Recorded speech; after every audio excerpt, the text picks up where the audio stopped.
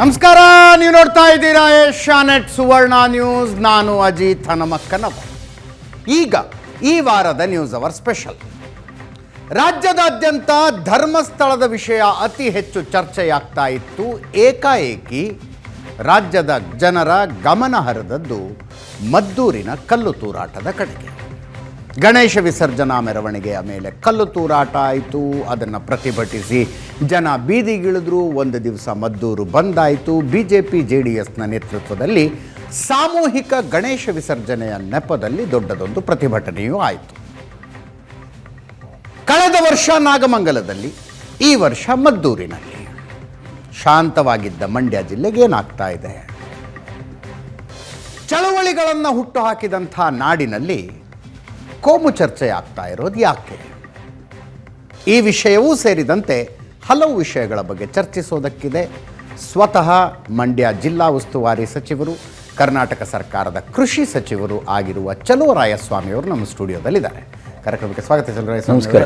ಅವ್ರನ್ನ ಪ್ರಶ್ನಿಸೋದಕ್ಕೆ ವಿವಿಧ ರಾಜಕೀಯ ಪಕ್ಷಗಳು, ಸಂಘಟನೆಗಳಿಂದ ಅನೇಕರು ಬಂದಿದ್ದೀರಿ. ನಿಮ್ಮೆಲ್ಲರೂ ಕೂಡ ಕಾರ್ಯಕ್ರಮಕ್ಕೆ ಸ್ವಾಗತ.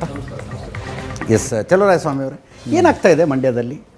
ಶಾಂತವಾಗಿತ್ತು, ಇದು ನೋಡಿದರೆ ಕರಾವಳಿ ಎಕ್ಸ್ಟೆನ್ಷನ್ ಆದಂಗೆ ಆಗ್ತಾ ಇದೆ. ಎಕ್ಸ್ಟೆನ್ಷನ್ ಮಾಡಬೇಕು ಅಂತ ಇರೋರು ಪ್ರಯತ್ನ ಆಗ್ತಾ ಇದೆ ಅಷ್ಟೇ, ಆಗ್ತಾ ಇಲ್ಲ. ಕರಾವಳಿ ವಾತಾವರಣ ಇಲ್ಲಿಗೆ ಶಿಫ್ಟ್ ಆಗಿಲ್ಲ. ಓಕೆ, ಕೆಲವರು ಪ್ರಯತ್ನ ನಡೀತಾ ಇದೆ. ಆ ಪ್ರಯತ್ನ ನಿಲ್ಲುತ್ತೆ, ಅದು ಮುಂದುವರಿಯೋಕ್ಕಾಗಲ್ಲ. ಹೆಂಗೆ ನಿಲ್ಲಿಸ್ತೀರಿ? ಸೊ ಮಂಡ್ಯ ಜನನೇ ನಿಲ್ಲಿಸ್ತಾರೆ. ಮಾಡಿ ಅಲ್ಲಲ್ಲ, ಆಗ್ತಿರೋದು ಮಂಡ್ಯ ಜನರಿಂದಾನೆ. ಇಲ್ಲಿ ಈಗ ನಡೆಯೋ ಕಾಲ ಎಡಗುತ್ತೆ ಅನ್ನಂಗೆ ತಪ್ಪು ಆಗುತ್ತೆ. ತಪ್ಪನ್ನು ನಾವು ಪ್ರೋತ್ಸಾಹಿಸಿದ್ರೆ ಮಾತ್ರ ಅದು ಮುಂದುವರಿಯುತ್ತೆ. ತಪ್ಪನ್ನು ಎಲ್ಲಿ ಖಂಡಿಸ್ತೀವಿ ಅಲ್ಲಿ ಅದು ಮುಂದುವರಿಯಲ್ಲ. ತಮ್ಮಿಂದ ಒಂದು ಹೇಳಿಕೆ ನನಗೆ ಆಶ್ಚರ್ಯಕರ ಅನ್ನಿಸ್ತು. ಮದ್ದೂರಿನ ಕಲ್ಲು ತೂರಾಟಕ್ಕೆ ಸಂಬಂಧಿಸಿದಂತೆ ಮುಸ್ಲಿಂ ಸಮುದಾಯದವರಿಂದ ತಪ್ಪಾಗಿದೆ ಅನ್ನುವ ಮಾತನ್ನು ತಾವು ಹೇಳಿದ್ರಿ. ಇದೇನಂದರೆ ತಪ್ಪನ್ನೇ ಹೇಳ್ತೀವಿ. ಯಾರಾದರೂ ನಾನು ಇವತ್ತಿಗಲ್ಲ, ನಾನು ಹಿಂದೆ ಫಸ್ಟ್ ಟೈಮ್ MLA ಇದ್ದೆ. ನಾನು ರೈತ ಸಂಘದ ಪುಟ್ಟಣ್ಣನವ್ರಿಗೆ ನೇರವಾಗಿ ಹೇಳಿದ್ದೆ ಕೆಲವು ತಪ್ಪನ್ನು. ಅವ್ರು ನನ್ನ ವಿರುದ್ಧ ಸ್ಟ್ರೈಕ್ ಕಾಲ್ ಮಾಡಿದ್ರು. ಸೊ 2ನೇ ದಿವಸಕ್ಕೆ ಸುಮ್ಮನಾದರು. ಓಕೆ. ಸೊ ರಾಜಕಾರಣ ಹೊಟ್ಟೆಪಾಡಿಗೆ ಮಾಡೋಕ್ಕಾಗಲ್ಲ. ರಾಜಕಾರಣ ಒಂದು ರಾಜ್ಯದ ಹಿತದೃಷ್ಟಿಯಿಂದ, ಸಾರ್ವಜನಿಕ ಹಿತದೃಷ್ಟಿಯಿಂದ ಮಾಡಬೇಕು. ಕೆಲವೊಮ್ಮೆ ನಮ್ಮವರು ತಮ್ಮವರು ಅಂತ ವಹಿಸ್ಕೊಳ್ಳೋದು ಒಂದು ಇತಿಮಿತಿ ಇರುತ್ತೆ. ಅದನ್ನು ಪೂರ್ತಿ ಇದು ಮಾಡ್ಕೊಳ್ಳಿಕ್ಕಾಗಲ್ಲ. ಹಾಗಾಗಿ ನಾನು ಮೊದಲಿಂದನೂ ಸ್ವಲ್ಪ ಸ್ಟ್ರೈಟಾಗಿ ಹೇಳತ್ಕೊಂಬಂದಿದ್ದೀನಿ. ಸ್ಟ್ರೈಟಾಗಿ ಹೇಳಿದ ನನಗೆ ಪ್ರಶಸ್ತಿ ಕೊಡಬೇಕು ಅಂತ ಎಕ್ಸ್ಪೆಕ್ಟ್ ಮಾಡಲ್ಲ. ಪ್ರಶಸ್ತಿ ಅಲ್ಲ, ಶಿಕ್ಷೆ ಕೊಡದಿದ್ರು ಸಾಕು. ಮತ್ತು ಸ್ಟ್ರೇಟಾಗಿ ಮಾತಾಡಿದ ರಾಜಣ್ಣ ಅವ್ರ ಕ್ಯಾಬಿನೆಟ್ನಿಂದ ಹೊರಗೆ ಬೀಳೋಂಗಾಗಿದೆ. ಆಮೇಲೆ ನೀವು ಸ್ಪಷ್ಟೀಕರಣ ಕೊಡೋ ಹಂಗೆ ಆಗಬಾರ್ದು. ಅದೆಲ್ಲ ನಾನು ಮೊದಲಿಂದನೂ ಹಾಗೇ ಬಂದಿದ್ದೀವಿ. ಸೊ ಹಾಗಾಗಿ ತಪ್ಪಾಗಿರೋದನ್ನು ತಪ್ಪು ಅಂತ ಹೇಳೋದ್ರಲ್ಲಿ ತಪ್ಪೇನಿದೆ. ನೀವು ಪ್ರಾಥಮಿಕ ಮಾಹಿತಿಯ ಪ್ರಕಾರ ಏನಾಯಿತು ಸರ್ ಘಟನೆ?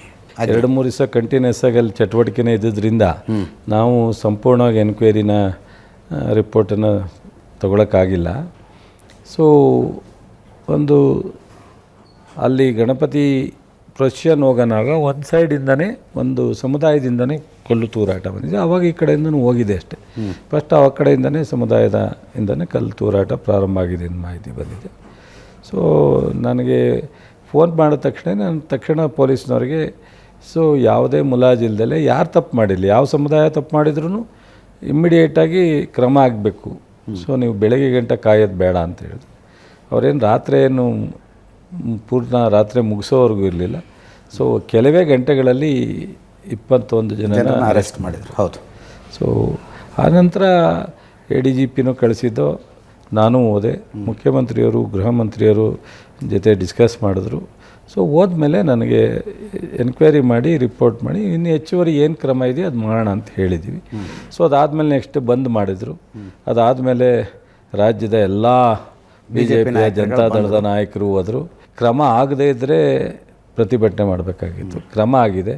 ಹೆಚ್ಚಿನ ಕ್ರಮಕ್ಕೆ ಒತ್ತಾಯ ಮಾಡ್ಬೋದು ಅಷ್ಟೇ, ಬಿಟ್ಟರೆ ಅಲ್ಲಿ ನಾವೇನು ಕ್ರಮನೇ ಮಾಡ್ದಲೇ ಇಲ್ಲ. ಹಾಗಾಗಿ ಒಂದು ದೊಡ್ಡ ಸಮಾರಂಭ ಮಾಡೋವಂಥ ಅವಶ್ಯಕತೆ ಏನು ನನಗೇನು ಅನಿಸಿರಲಿಲ್ಲ. ಅದು ಅವರು ರಾಜಕಾರಣ, ಮಂಡ್ಯ ಜಿಲ್ಲೆನಲ್ಲಿ ರಾಜಕಾರಣ ಮಾಡಲೇಬೇಕಲ್ಲ. ಅವ್ರಿಗೆ ವಿರೋಧ ಪಕ್ಷ ಸುಮ್ಮನೆ ಕೂತ್ಕೊಳ್ಳಿ ಅಂತ ಹೇಳೋಕ್ಕಾಗತ್ತಾ? ಮಾಡಲಿ ಬಿಡಿ, ತೊಂದರೆ. ಬಟ್ ಒಂದು ಸಮಸ್ಯೆ ಏನಂದರೆ, ಈಗ ಕ್ರಮ ಆಗಿದೆ, ಬಂಧನ ಆಗಿದೆ, ಎಲ್ಲ ಕರೆಕ್ಟು. 6 ತಿಂಗಳು 1 ವರ್ಷ ಬಿಟ್ಟು ನೀವು ಕೂತ್ಕೊಂಡಿರೋ ಕ್ಯಾಬಿನೆಟ್ನಲ್ಲೇ ಬರುತ್ತೆ ಮದ್ದೂರು ಗಲಭೆ ಮಾಡಿದವರ ಮೇಲಿನ ಪ್ರಕರಣವನ್ನು ವಾಪಸ್ ತೆಗೆದುಕೊಳ್ಳುವ ಪ್ರಪೋಸಲ್ಲು. ಪ್ರಶ್ನೆ ಇಲ್ಲ. ಇಲ್ವಾ? ರಾಜ್ಯದ ಜನರಿಗೆ ಮಾತು ಕೊಡ್ತಾ ಇದ್ದೀವಿ. ಇವತ್ತೇ ನೋಟ್ ಮಾಡ್ಕೊಳ್ಳಿ, ಈ ಥರದ ಕಮ್ಯುನಲ್ ಗಲಾಟೆದ ಯಾವುದು ತೆಗೆದಿಲ್ಲ. ಇವತ್ತೇನು ಹೇಳ್ತಾ ಇದ್ದೀರ ತೆಗಿಯಲ್ಲ ಅಂತ ಹೇಳಿ, ತೆಗೆದಿಲ್ಲ ಅಂತ ಹೇಳಬೇಡಿ. ಕಮ್ಯುನಲ್ ಅಂತ ಅಂದರೆ ಅದನ್ನು ಯಾವ ಹಂತದ ಕಮ್ಯುನಲ್ ಗಲಾಟೆ ಅನ್ನೋದನ್ನು ನೋಡಬೇಕು. ಈಗ ಅನೇಕ ರೈತರು ಗಲಾಟೆ ಮಾಡಿದ್ದಾರೆ, ಸಂಘಟನೆಯವರು ಗಲಾಟೆ ಮಾಡಿದ್ದಾರೆ, ಸೊ ಕನ್ನಡ ಪರ ಹೋರಾಟಗಾರರು ಮಾಡಿದ್ದಾರೆ, ತೆಗೆದಿದ್ದೀವಿ.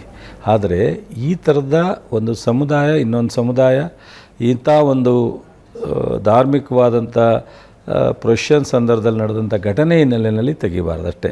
ನಾನು ಇದನ್ನು ತೆಗಿಯಲ್ಲ ಹೇಳ್ತಾ ಇದ್ದೀನಿ, ನಿಮ್ಮ ಮುಂದೆ ರೆಕಾರ್ಡ್ ಇರುತ್ತಲ್ಲ, ನಾವು ಇರ್ತೀವಿ ನೀವು ಇರ್ತೀವಲ್ಲ, ಕೇಳೋದ್ರಂತೆ. ರಾಜ್ಯದ ಜನರಿಗೆ ಏಷ್ಯಾನೆಟ್ ಸುವರ್ಣ ನ್ಯೂಸ್ ಮೂಲಕ ಚಲುವರಾಯಸ್ವಾಮಿ ಅವರು ಕೊಡ್ತಾ ಇರುವಂತಹ ಮಾತಿದು, ಯಾವ ಕಾರಣಕ್ಕೂ ಮದ್ದೂರು ಗಲಭೆಕೋರರ ಮೇಲಿನ ಪ್ರಕರಣವನ್ನು ವಾಪಸ್ ತೆಗೆಯೋದಿಲ್ಲ ಅಂತ. ತಾವು ಕ್ಯಾಬಿನೆಟ್ನಲ್ಲೇ ಇರ್ತೀರಿ ಸರ್. ಹಳೆ ಹುಬ್ಬಳ್ಳಿ ಗಲಭೆಕೋರರ ಮೇಲಿನ ಪ್ರಕರಣ ವಾಪಸ್ ತೆಗೆದುಕೊಳ್ಳೋ ಪ್ರಶ್ನೆ ಬಂದಾಗ ತಮ್ಮಂಥವ್ರು ವಿರೋಧಿಸಬೇಕಾಗಿತ್ತು ಅಂತ ನಿರೀಕ್ಷೆ ನಂದು. ಈಗ ಪೊಲೀಸರು ಖಂಡ ತುಂಡವಾಗಿ ಹೇಳ್ತಾರೆ, ತೆಗಿಬೇಡಿ ಇವರು ಮೇಲಿನ ಕೇಸನ್ನು, ಇವರು ಗಲಭೆಕೋರರು ಅಂತ ಹೇಳಿದ್ರು ಕೂಡ ಸರ್ಕಾರ ವಾಪಸ್ ತಗೊಳುತ್ತೆ. ನಾವು ಕ್ಯಾಬಿನೆಟ್ ಒಳಗೆ ಏನು ಮಾಡ್ತೀವಿ ಅಂತ ನಿಮ್ಗೆ ಗೊತ್ತಿರಲ್ವಲ್ಲ. ಅಲ್ಲ ಹೇಳಿ ಅಂತ ನಾನು ಅಂದರೆ, ಸೊ ಕೆಲವು ವಿಚಾರನ ಪ್ರಸ್ತಾಪ ಆಗಿರುತ್ತೆ, ಆದರೆ ಕೆಲವು ವಿಚಾರ ಪ್ರಸ್ತಾಪ ಆದಾಗ ಅದನ್ನು ಡಿಪೆಂಡ್ ಮಾಡ್ಕೊಳ್ತಕ್ಕಂಥ ಕೆಲವು ಸಂದರ್ಭಗಳು, ಸಮಯಗಳು ಮತ್ತು ಅಂತಿಮ ಒಟ್ಟಾರೆ ಕ್ಯಾಬಿನೆಟ್ ತೀರ್ಮಾನ ಆಗಿರುತ್ತೆ. ಸೊ ನಮ್ಮ ವಿಶೇಷವಾದಂಥ ಈಗಿನ ಮುಖ್ಯಮಂತ್ರಿಗಳು ಯಾವುದೇ ವಿಚಾರನ ಏಕಾಂಗಿ ಒಬ್ಬರ ತೀರ್ಮಾನದ ಮೇಲೆ ಅಂತಿಮ ತೀರ್ಮಾನಕ್ಕೆ ಬರಲ್ಲ. ಅವರು ಎಷ್ಟೇ ಸೀನಿಯರ್ ಇದ್ರೂ ಅವರೇ ಒಪ್ಪುವಂಥ ಸನ್ನಿವೇಶದಲ್ಲೂ ಎಲ್ಲರೂ ತೀರ್ಮಾನ ಏನಿದೆ ಅದಕ್ಕೆ ಒಪ್ತಾರೆ ವಿನ ನಾನು ಆಯಿತು ಇದನ್ನು ಮಾಡೋಣ ಅಂತ ಯಾವತ್ತೂ ಸಜೆಸ್ಟ್ ಮಾಡೇ ಇಲ್ಲ. ಒಂದು ಕಡೆ ಮದ್ದೂರಿನಲ್ಲಿ ಕಲ್ಲು ತೂರಾಟ, ಇನ್ನೊಂದು ಕಡೆ ಶಿವಮೊಗ್ಗ ಜಿಲ್ಲೆ ಸಾಗರದಲ್ಲಿ ಸಣ್ಣ ಸಣ್ಣ ಮಕ್ಕಳು ನಿಂತ್ಕೊಂಡು ಗಣೇಶನ ಮೂರ್ತಿ ಮೇಲೆ ಉಗಿದಂತಹ ಘಟನೆ, ಅದರದ್ದು ವಿಡಿಯೋ ಬಂತು, ತಾಯಿ ಕ್ಷಮಾಪಣೆ ಕೋರಿದ್ರು. ಮತ್ತೆ ಹೇಳ್ತೀನಿ, ನಾನು ಆ ಮಕ್ಕಳನ್ನು ಬ್ಲೇಮ್ ಮಾಡೋ ಉದ್ದೇಶ ನನಗಲ್ಲ. 5 ವರ್ಷ 6 ವರ್ಷದ ಮಕ್ಕಳವರು, ಅವ್ರಿಗೆ ಏನು ಕಲಿಸಲಾಯಿತು ಅನ್ನೋ ಪ್ರಶ್ನೆ ಬರುತ್ತೆ. ಮತ್ತೊಂದು ಕಡೆ ಭದ್ರಾವತಿಯಲ್ಲಿ ಪಾಕಿಸ್ತಾನ್ ಜಿಂದಾಬಾದ್ ಅಂತ, ಇವೆಲ್ಲವೂ ಐಸೋಲೇಟೆಡ್ ಘಟನೆಗಳು ಅನ್ನುವಂತೆ ನೋಡ್ತೀರಾ ಚಲುವರಾಯಸ್ವಾಮಿ ಅವರೇ, ಅಥವಾ ಒಂದಕ್ಕೊಂದು ಕನೆಕ್ಟೆಡ್ ಘಟನೆಗಳು ಅನ್ನೋ ಹಂಗೆ ನೋಡ್ತೀರಾ? ಒಂದಕ್ಕೊಂದು ಕನೆಕ್ಟೆಡ್ ಅಂತೆ ನಾನು ಹೇಳಲ್ಲ, ಬಟ್ ಕೆಲವೊಮ್ಮೆ ಇದನ್ನೆಲ್ಲ ನಾವು ವಿರೋಧಿಸಲೇಬೇಕಾಗುತ್ತೆ. ಅದು ತಪ್ಪು ಸರಿ ಅಂತ ನಾವು ಡಿಪೆಂಡ್ ಮಾಡ್ಕೊಳಕ್ಕಾಗಲ್ಲ. ಬಟ್ ಪಾಕಿಸ್ತಾನ ಜಿಂದಾಬಾದ್ ಅನ್ನೋ ಸಂಸ್ಕಾರ ನಮ್ಮಲ್ಲಿ ಅವಶ್ಯಕತೆ ಇರಲಿಲ್ಲ. ಮೊನ್ನೆ ಮದ್ದೂರಿನಲ್ಲಿ BJP ನಾಯಕರುಗಳ ಭಾಷಣಗಳನ್ನು ಕೇಳ್ತಾ ಇದ್ದ ನಾನು. ಕಾಂಗ್ರೆಸ್ನವ್ರು ಬಂದಾಗ ಇಂಥವರೆಲ್ಲ ಚಿಗಿತ್ಕೊಂಡ್ಬಿಡ್ತಾರೆ ಅಂತಾರೆ ಅವರು. ಇತಿಹಾಸ ತೆಗೆದು ನೋಡಿದ್ರೆ ನೀವು ನೆನ್ನೆ ಮಾತಾಡಿರಲ್ಲ CT ರವಿ, ಕಾಲು ಕಡಿತೀನಿ ಕೈ ಕಡಿತೀನಿ ಇದು ಏನರ್ಥ? ಒಬ್ಬ ರಾಜಕಾರಣಿಯಾಗಿ ಮಾತನಾಡೋ ರೀತಿನ ಏನು ಹೇಳೋದು ಅವ್ರಿಗೆ? ಸೀನಿಯರ್ ಜೂನಿಯರ ನೆನ್ನೆ ಮನೆ ರಾಜಕಾರಣ ಮಾಡ್ತಾಯಿದ್ದಾರೆ, ಅನುಭವ ಇದೆಯಲ್ಲ, ದುರಂತ ಇವೆಲ್ಲ. ಅದು ದುರಂತ ಅನ್ನೋದಾದರೆ ನಮಗೆ ತುಂಬ ಜನಸಾಮಾನ್ಯರು, ಆ ಪಕ್ಷ ಈ ಪಕ್ಷ ಏನೂ ಅಲ್ಲದೆ ಇರುವ ಜನಸಾಮಾನ್ಯರ ಪ್ರಶ್ನೆ, ಕೋಮುವಾದವನ್ನು ಖಂಡಿಸೋದಾದರೆ ಎರಡೂ ಕಡೆಯ ಕೋಮುವಾದವನ್ನು ಖಂಡಿಸಬೇಕು. ಹೌದು ಅಲ್ವಾ? ನಾನು ಅದನ್ನೇ ಹೇಳ್ತಾ ಇರೋದು. ಏಕಿ ಸಜಾ ಸರ್ ತನ್ಸೆ ಜುದಾ ಅಂತ ಘೋಷಣೆ ಯಾರು ಹಾಕ್ತಾರಲ್ಲ, ಅವ್ರ ಮೇಲೂ ಈಕ್ವಲ್ ಆಕ್ಷನ್ ಆದರೆ ಹೌದಪ್ಪ, ಕಾಂಗ್ರೆಸ್ ಎರಡೂ ಕಡೆಯ ಕೋಮುವಾದವನ್ನು ಖಂಡಿಸ್ತಾ ಇದೆ. ಮದ್ದೂರಿನಲ್ಲಿ ಅದೇ ಆಗಿರೋದು. ನಾವು ಹಿಂದೂಗಳು ಯಾರನ್ನೂ ಅರೆಸ್ಟ್ ಮಾಡಿಲ್ಲ. ಒಂದು ಸಮುದಾಯದ ಯಾರು ತಪ್ಪು ಮಾಡಿದರೆ ಪ್ರಾರಂಭದಲ್ಲಿ, ಎರಡನೇ ತಪ್ಪಾಗಲಿಕ್ಕೆ ಕಾರಣ ಯಾರಾಗಿದ್ದಾರೆ ಅವರನ್ನೇ ಕ್ರಮ ತಗೊಂಡಿದ್ದೆ. ಕೇಸು ಪೊಲೀಸ್ನವ್ರು ಏನಾಗುತ್ತೆ, ಅದು ಯಾವ ಮಟ್ಟಕ್ಕೆ ಸೆಕ್ಷನ್ನು ಇನ್ನೊಂದು ಬೇರೆ ಆದರೆ ಕಂಪ್ಲೇಂಟ್ ಕೊಟ್ಟಾಗ ಎರಡೂ ಕಡೆ ರಿಜಿಸ್ಟ್ರ್ ಮಾಡ್ತಕ್ಕಂಥದ್ದು ಸರ್ವೇ ಸಾಮಾನ್ಯ ಆಗಿದೆ. ಯಾಕೆಂದರೆ ನಾವು ಒಂದು ಎಂಕ್ವೈರಿ ಮಾಡಿರಿ, ಆಮೇಲೆ ಕ್ಲೋಸ್ ಮಾಡಿರಿ, ಒಂದು ಕಂಪ್ಲೇಂಟ್ ಕೊಡ್ತೀವಿ ತಗೊಳ್ರಿ ಅನ್ನೋ ಒಂದು ಇದಿರುತ್ತೆ. ಅವರು FIR ಹಾಕಬೇಕು ಅಂದಾಗ ಹಾಕಬೇಕಾಗತ್ತೆ ಅನ್ನೋದು ಸರ್ಕಾರದ ಕಾನೂನು ರೂಲ್ಸು ಹಾಕತ್ತಾರೆ. ಸುಪ್ರೀಂ ಕೋರ್ಟು ಹೈಕೋರ್ಟು ರೆಫರ್ ಮಾಡಿ ಕೊಡ್ತಾರೆ, ಲಾಯರ್ಗಳು ಕೊಡ್ತಾರೆ. ಯಾಕೆ ರಿಜಿಸ್ಟ್ರ್ ಮಾಡಲ್ಲ ಅಂತ, ರಿಜಿಸ್ಟ್ರ್ ಮಾಡಿ ಕೊಡಿ, ಆಮೇಲೆ ಎಂಕ್ವೈರಿ ಮಾಡಿ. ಬಟ್ ಆದರೆ ನಾವು ಇಲ್ಲಿವರೆಗೆ ಈ ಒಂದು ಸಮುದಾಯದ ಪ್ರಾರಂಭ ಆಯಿತು ಅಂದರೆ ಅದರ ಬಗ್ಗೆನೇ ನಾವು ಕ್ರಮ ತಗೊಂಡ್ರದೆ ವಿನ ಇನ್ನೊಂದು ಸಮುದಾಯ ಎರಡನೇ ಹಂತದಲ್ಲಿ ರಿವರ್ಸ್ ಮೇಲೆ ಕ್ರಮ ಆಗಿಲ್ವಲ್ಲ. ನಾವು ಆಗೋದಿಲ್ಲ ಅಂತಲೂ ಗ್ಯಾರಂಟಿ ಕೊಡ್ತೀರಾ? ಹಿಂದೂಗಳು ಯಾರು? ನಾನೀಗ ಎನ್ಕ್ವೈರಿ ಕಂಪ್ಲೀಟ್ ಮಾಡಿದ್ಮೇಲೆ ನಾನು ಅದನ್ನು ಸ್ಪಷ್ಟವಾಗಿ ಹೇಳ್ತೀನಿ. ಯಾಕೆಂದರೆ ಇದಕ್ಕೆ ಕಾರಣ ಏನು, ಇದ್ರ ಹಿನ್ನೆಲೆ ಏನು, ಯಾರು ಕುಮ್ಮಕ್ಕಿದ್ರು ಅಥವಾ ಅನ್ನೋದ್ರ ಪೂರ್ಣ ಪ್ರಮಾಣದಲ್ಲಿ ಬರದಲ್ಲೇ ನಾನು ಮಾತನಾಡ್ತಕ್ಕಂಥ ಸೂಕ್ತ ಅಲ್ಲ. ಚಿಕ್ಕಬಳ್ಳಿ ಬಾಲು, ಕೆರಗೋಡಿನ ಶ್ರೀ ಹನುಮಂತ ಧ್ವಜದ ವಿಷಯವಾಗಿ ಇಲ್ಲಿ ಗೌರಿಶಂಕರ ಸೇವಾ ಟ್ರಸ್ಟ್ ಅವರು ಜನವರಿ 3ನೇ ತಾರೀಕು ಅರ್ಜಿಯನ್ನು ಕೊಡ್ತಾರೆ. ಏನು ಕಂಡೀಷನ್ನು ನೀವು ಸದನದಲ್ಲಿ ಹೇಳಿದ್ರಿ, ಕನ್ನಡ ಧ್ವಜ ಆರಿಸ್ಬೇಕು ಅಂತೇಳಿ. ಆದರೆ ಜನವರಿ 3ನೇ ತಾರೀಕು 2024ರಲ್ಲಿ ಕೊಡುವಂಥ ಅರ್ಜಿಯನ್ನು ಡಿಸೆಂಬರು 29ನೇ ತಾರೀಕು 2023ರ ಸಾಮಾನ್ಯ ಸಭೆಯಲ್ಲಿ 5 ದಿವಸಗಳು ಮುಂಚಿತವಾಗಿ ಹೇಗೆ ನಿರ್ಣಯ ಮಾಡಲಿಕ್ಕೆ ಬರುತ್ತೆ?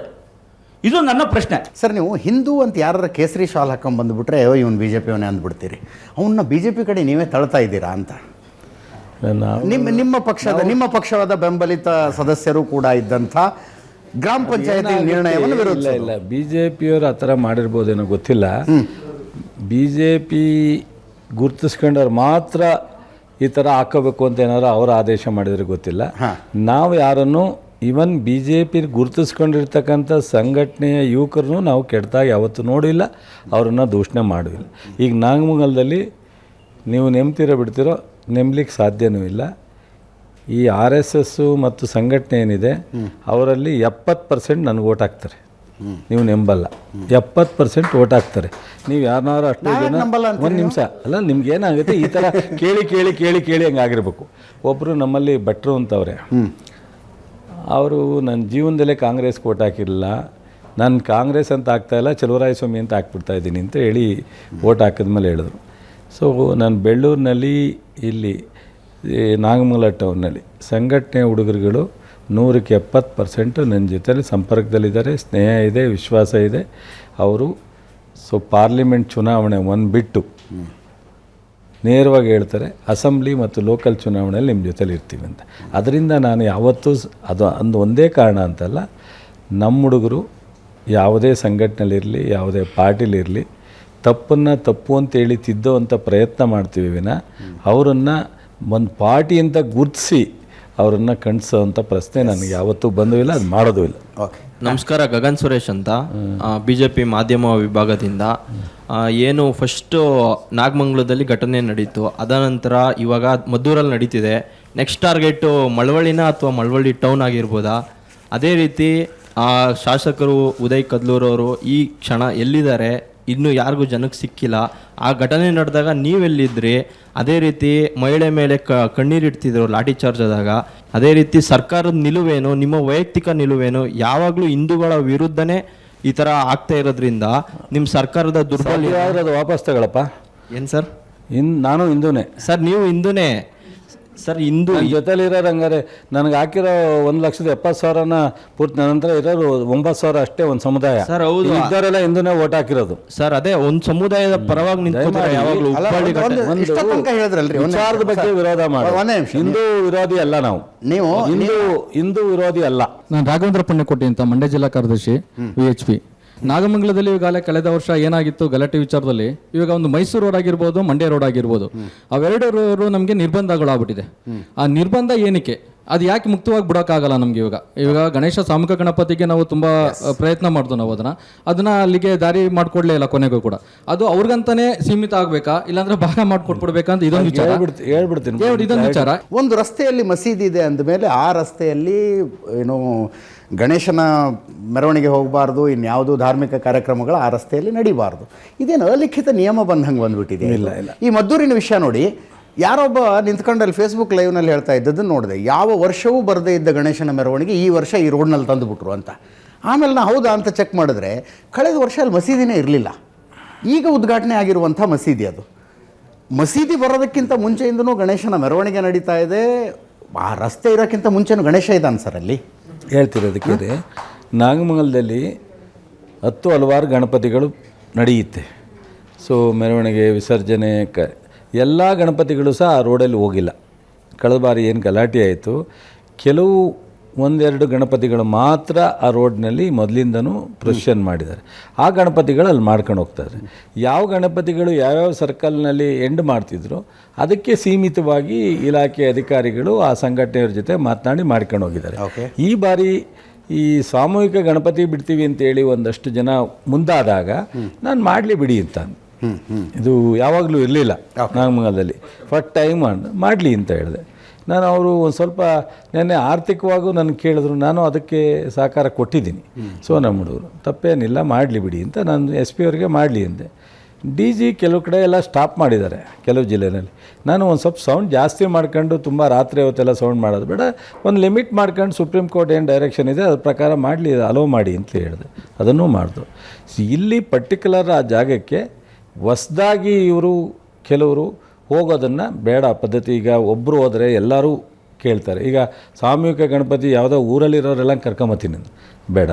ಇಲ್ಲಿ ಟೌನಲ್ಲಿ ಇರ್ತಕ್ಕಂಥ ಗಣಪತಿಗಳು ಯಾರ್ಯಾರು ಒಪ್ಪಿ ಸಾಮೂಹಿಕವಾಗಿ ಹೋಗ್ತಾರೋ ಅವರೆಲ್ಲರನ್ನು ಬಿಡಿ. ಬಟ್ ಬೇರೆ ಕಡೆ ಹಳ್ಳಿಲಿರೋ ಗಣಪತಿಗಳೆಲ್ಲನೂ ಕರ್ಕೊಂಬಂದು ಮಾಡ್ತೀನಿ ಅಂದರೆ ಬೇಡ ಅಂತೇಳಿ ಇಲಾಖೆಯವರು ಹೇಳಿದ್ದಾರೆ.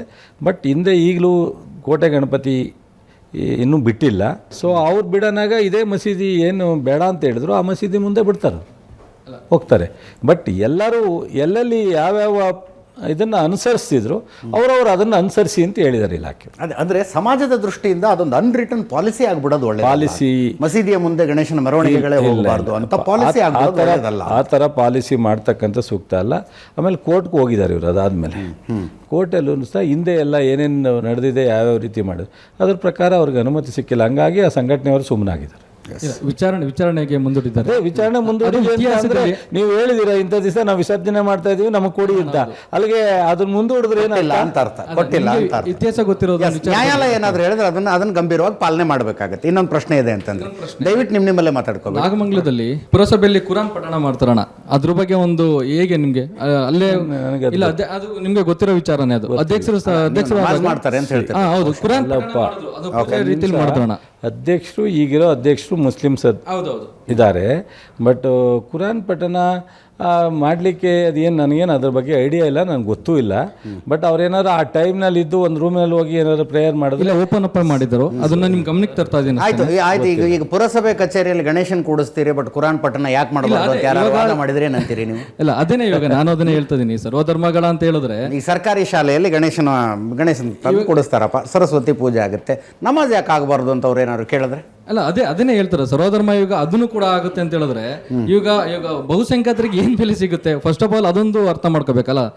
ಬಹುಸಂಖ್ಯಾತರಿಗೆ ಏನು ಅಲ್ಲಿ ಬೆಲೆನೇ ಇರಲ್ಲ. ಎಲ್ಲ ಸಮುದಾಯಕ್ಕೂ ಸಿಕ್ಕುವಂಥ ಗೌರವ ಸಿಕ್ಕಬೇಕು. ಸೊ ಹೆಚ್ಚಿನ ಸಂಖ್ಯೆಯಲ್ಲಿರೋರಿಗೆ ಒಂದು ಥರ ಕಾನೂನು, ಕಡಿಮೆ ಸಂಖ್ಯೆಯಲ್ಲಿರೋರಿಗೆ ಒಂದು ಕಾನೂನು ಮಾಡಲಿಕ್ಕಾಗಲ್ಲ. ಬಹುಸಂಖ್ಯಾತರಾಗಿರುವ ಕಾರಣಕ್ಕಾಗಿ ಆಚರಣೆಗಳಿಗೆ ಅವಕಾಶ ಅನ್ನೋದು ಆಗಬಾರ್ದು. ಎಸ್ ಸರ್, ನಮಸ್ತೆ. ನಾನು ಧನುಷ್ ವೀರಾಪುರ ಅಂತ ಹೇಳಿ ರಾಮನಗರ ಜಿಲ್ಲೆಯಿಂದ ಬಂದಿರೋದು, BJP ಯುವ ಮೋರ್ಚಾ ಉಪಾಧ್ಯಕ್ಷರು. ಸರ್, ನೀವು ಅಥವಾ ನಿಮ್ಮ ಪಕ್ಷ ಕೇವಲ ಒಂದು ಸಮುದಾಯನ ಓಲೈಸೋಕ್ಕೋಸ್ಕರ ನಾವು BJP ನೀವು ಕಾಂಗ್ರೆಸ್ ಅಂತಲ್ಲ, ನಮ್ಮಂಥ ಜನ್ರೇಷನ್ನೇ ನೀವು ಒಂದು ಅಧೋಪತನಕ್ಕೆ ಅಥವಾ ಒಂದೇನೋ ಹೊಸ ಬೇರೆ ಸಮುದಾಯವರು ನಮ್ಮ ಮೇಲೆ ಈಗ ನಮಗೆ ಎಲ್ಲ ಹಿಸ್ಟ್ರಿ ಎಲ್ಲ ಗೊತ್ತಿದೆ ಸರ್, ಏನಾಯಿತು ಚಲುವರಾಯಸ್ವಾಮಿ ಅವರು ಇಲ್ಲೇ ಕುತ್ಕೊಂಡು ಇಷ್ಟೆಲ್ಲ ಹೇಳಿದ್ರಿ ನೀವು, ಯಾರು ತಪ್ಪು, ಯಾರ ಮೇಲೆ ಆ್ಯಕ್ಷನ್ ಆಗಿದೆ, ಅಷ್ಟೆಲ್ಲ ಆದರೂ ಕೂಡ ನಿಮ್ಮ ಪಕ್ಷದ ಬಗ್ಗೆ ಒಂದು ಅಪನಂಬಿಕೆ ಇದೆ. ನೀವು ಮುಸ್ಲಿಮರನ್ನು ಓಲೈಕೆ ಮಾಡ್ತೀರಿ, ಹಿಂದೂಗಳನ್ನು ವಿರೋಧಿಸ್ತೀರಿ ಅಂತ. ಯಾಕೆ ಅಭಿಪ್ರಾಯ ಅದು? ಯಾಕೆ BJP ಓಲೈಸ್ತಾ ಇಲ್ವಾ? ಯಡಿಯೂರಪ್ಪನವರು ಬನ್ನಿ ನಾನು ಮಂತ್ರಿ ಮಾಡ್ತೀನಿ ಅಂತ ಕರೆದಿರ್ಲಿವಾ? ಓಪನ್ ಆಗಿ ಸ್ಟೇಟ್ಮೆಂಟ್ ಆಗಿರ್ಲಿವಾ? ಸೊ ನೀವು ನ್ಯಾಷನಲ್ ಲೆವೆಲಲ್ಲಿ BJPಯವರು ಕೆಲವು ತೀರ್ಮಾನವನ್ನು ನಾವು ಈ ಸಮುದಾಯ ಪರವಾಗಿದ್ದೀವಿ ಅಂತ ಹೇಳಿಲ್ವಾ? 2-3 ಸಂದರ್ಭದಲ್ಲಿ ನೋಡ್ರಿ. ಇದೇ ನಿಮ್ಮ ನಾನು ಒಂದು ಮಾತು ಹೇಳ್ತೀನಿ, ನನಗೂ 63 ವರ್ಷ ದಾಟ್ತಾ ಇದೆ. ಪಕ್ಷದ ರಾಜಕಾರಣವನ್ನು ನಂಬಿ ಯುವ ಸಮುದಾಯ ದಾರಿ ತಪ್ಪೋದು ಬೇಡ. ಅದು ಯಾವುದೇ ಸಮುದಾಯ ಆಗಲಿ, ಪಕ್ಷದ ರಾಜಕಾರಣ ಅವರವರ ಸಕ್ಸಸ್ಗೋಸ್ಕರ ಕೆಲವೊಮ್ಮೆ ಕೆಲವು ತೀರ್ಮಾನಗಳನ್ನ ತಗೋತಾರೆ. ಯಾವುದು ನಮಗೆ ಅನುಕೂಲ ಆಗುತ್ತೆ ಆ ತೀರ್ಮಾನವನ್ನು. ನಿಮ್ಮ ಜೀವನವನ್ನು ಈ ಒಂದು ಅಸಂಖ್ಯಾತ ದೊಡ್ಡ ಪ್ರಮಾಣದ ಈ ಒಂದು ದೇಶದ ಒಂದು ರೈತ ಹಿನ್ನೆಲೆ ಇರತಕ್ಕಂಥ ಒಂದು ಭಾರತ ದೇಶವನ್ನು ನಾವು ಮುಂದೆ ನಾವೆಲ್ಲ ಟೈಮ್ ಆಗ್ತಾ ಬಂದಿದೆ, ನಿಮಗೆಲ್ಲ ಟೈಮ್ ಈಗ ಪ್ರಾರಂಭ ಆಗಿದೆ. ಸೊ ಕೆಲವು ವಿಚಾರಗಳನ್ನ ನೀವು ಅರ್ಥ ಮಾಡ್ಕೊಳ್ಳೋದಲ್ಲೇ ಮಾಡ್ತಕ್ಕಂಥದ್ದು ಬೇಡ. ಈಗ ಮೋದಿಯವರೇ ಬಂದು ಈಗ 11ನೇ ವರ್ಷ ಮುಗಿದು 12ನೇ ವರ್ಷಕ್ಕೆ ಹೋಗ್ತಾ ಇದೆ. ತಗೋಬೋದು, ಏನು ಬೇಕಾದ್ರೂ ತೀರ್ಮಾನ ತಗೊಳ್ಳಲ್ಲ. ನೀವು ಬೇಕಾದ್ರೆ ಹೇಳಿ ನಿಮ್ಮ ಸ್ನೇಹಿತರುಗಳಿಗೆ ಏನು ಕಠಿಣವಾದಂಥ ಒಂದು ಶಿಸ್ತಿನ ತೀರ್ಮಾನವನ್ನು ತಗೊಳ್ಳಿ ನೋಡೋಣ ಅಂತ. ಯಾರೂ ತಗೊಳ್ಳೋಕ್ಕಲ್ಲ. ಇದು ಜಾತ್ಯತೀತ ರಾಷ್ಟ್ರ ಸ್ವತಂತ್ರ ಬಂದಾಗಲೇ ಪ್ರಾರಂಭ ಆಗಿದೆ. ನಾವು ಒಬ್ಬನೇ ಇರೋನ್ನು ನಾವು ಓಡಿಸೋಕ್ಕೆ ಆಗಲ್ಲ. ಆಗತ್ತಾ? ನೀವು ಆಯ್ತು, ಒಂದು ಊರಲ್ಲಿ ಇಷ್ಟು ಜನ ಯುವಕರಿದ್ದಾರಲ್ಲ ಚಲುವರಾಯಸ್ವಾಮಿ ಅವರು, ಅವ್ರಿಗೆ ಏನು ಸಲಹೆ ಏನು ಕೊಡ್ತೀರಿ? ಇಂಥ ಘಟನೆಗಳಾದಾಗ ಏನು ಮಾಡಬೇಕು? ನೀವು ಇಂಪಾರ್ಷಿಯಲ್ ಆಗಿರಿ. ನಿಮ್ಮ ಓಟನ್ನು, ನಿಮ್ಮ ಬೆಂಬಲವನ್ನು, ನಿಮ್ಮ ಇದನ್ನು ನೀವು ಯಾರು ಮಾಡಿ, ಜನತಾದಳ, ಕಾಂಗ್ರೆಸ್ಸು, BJP. ಬಟ್ ಇಂಥ ಸಂಘಟನೆ ಬಂದಾಗ ರಾಜಕೀಯ ಪಕ್ಷಗಳ ಜೊತೆ ನಿಲ್ಲಬೇಡಿ. ರಾಜಕೀಯ ನಮ್ಮ ಜೊತೆಲೂ ನಿಲ್ಲಬಾರ್ದು, ಇನ್ನೊಬ್ಬರ ಜೊತೆಲೂ ದೂರದಿಂದ ನೋಡಿ ಯಾವ ಸರಿ ಇದೆ ತಪ್ಪಿದೆ ಅದನ್ನು ಖಂಡಿಸ್ತಕ್ಕಂಥದ್ದು ಮಾಡಿ. ರಾಜಕೀಯ ನಾನು ಕೈ ಮುಗಿದು ವಿನಂತಿ ಮಾಡ್ತೀನಿ, ಯುವಕರಿಗೆ ಭಾಳಷ್ಟು ನಮ್ಮ ದೇಶದಲ್ಲಿ ತಪ್ಪಾಗ್ತಾ ಇದೆ. ದಯಮಾಡಿ ಯುವಕರಿಗೆ ಯಾವುದೇ ಒಂದು ಪೂರ್ವಾಗ್ರಹ ಪೀಡಿತರಾಗಿ ನೋಡ್ತಕ್ಕಂಥದ್ದು ಬೇಡ. ಈ ಘಟನೆಗಳು ಯಾವುದೇ ನಡೆದ್ರೂ ಇಂಪಾರ್ಷಿಯಲಾಗಿ ನೋಡಿ ತಪ್ಪನ್ನು ತಪ್ಪು ಅನ್ನೋ ಒಂದು ಮಟ್ಟಕ್ಕೆ ನೀವು ನಿಂತ್ಕೋಬೇಕು ಅಂತ ನನ್ನ ವಿನಂತಿ. ಅಲ್ಲ, ಇದೇ ಯುವಕರು ನಡೆದಂಥ ಘಟನೆಗಳನ್ನು ಕಣ್ಣಾರೆ ನೋಡ್ತಿರ್ತಾರೆ ಚಲುವರಾಯಸ್ವಾಮಿ ಅವರೇ. ಉದಾಹರಣೆಗೆ KJ ಹಳ್ಳಿ DJ ಹಳ್ಳಿ ಆ್ಯಕ್ಟಿವಾಗಿ ನಾನು ರಿಪೋರ್ಟ್ ಮಾಡಿದಂಥ ಘಟನೆ ಅದು. ಅದರಲ್ಲಿ ಕೋಮು ದಂಗೆ ಅನ್ನೋದೇ ಇರಲಿಲ್ಲ. ಯಾರೋ ಒಬ್ಬ ಏನೋ ಮಾಡ್ದ, ಇವ್ರು ಹೋಗಿ ಪೊಲೀಸ್ ಸ್ಟೇಷನಿಗೆ ಬೆಂಕಿ ಹಾಕಿದ್ರು. ತಮ್ಮ ಶಾಸಕರು, ತಮ್ಮ ಪಕ್ಷದಲ್ಲಿದ್ದಂಥ ಶಾಸಕರೊಬ್ಬರ ಮನೆಯನ್ನು ಸುಟ್ಟು ಬೂದಿ ಮಾಡಿಬಿಟ್ರು. ಮಾರನೇ ದಿವಸ ನೀವೊಂದು ಸತ್ಯ ಶೋಧನಾ ಸಮಿತಿ ಅಂತ 3 ಜನ ಮಾಜಿ ಗೃಹ ಸಚಿವರುಗಳನ್ನು ಅಲ್ಲಿ ಕಳಿಸ್ತೀರಿ. ಆ ಶಾಸಕರಿಗೆ ನ್ಯಾಯ ಇಲ್ಲ. ನಿಮ್ಮದೇ ಕ್ಯಾಬಿನೆಟ್ನಲ್ಲಿ ಈಗ ಕುಳಿತಿರುವಂಥ ಸಚಿವರು ಒಬ್ಬರು ಆಗ ಹೋಗಿ ಎಲ್ರಿಗೂ ಬೇಲ್ ಕೊಟ್ಟು ಕರ್ಕೊಂಡು ಬರ್ತಾರೆ, ಹೊರಗಡೆ ಬಂದವ್ರಿಗೆ ಮಾಲೆ ಹಾಕಿ ಕರ್ಕೊಂಬರ್ತಾರೆ, ಕೈಗೊಂದು 10,000 ದುಡ್ಡು ಕೊಡ್ತಾರೆ.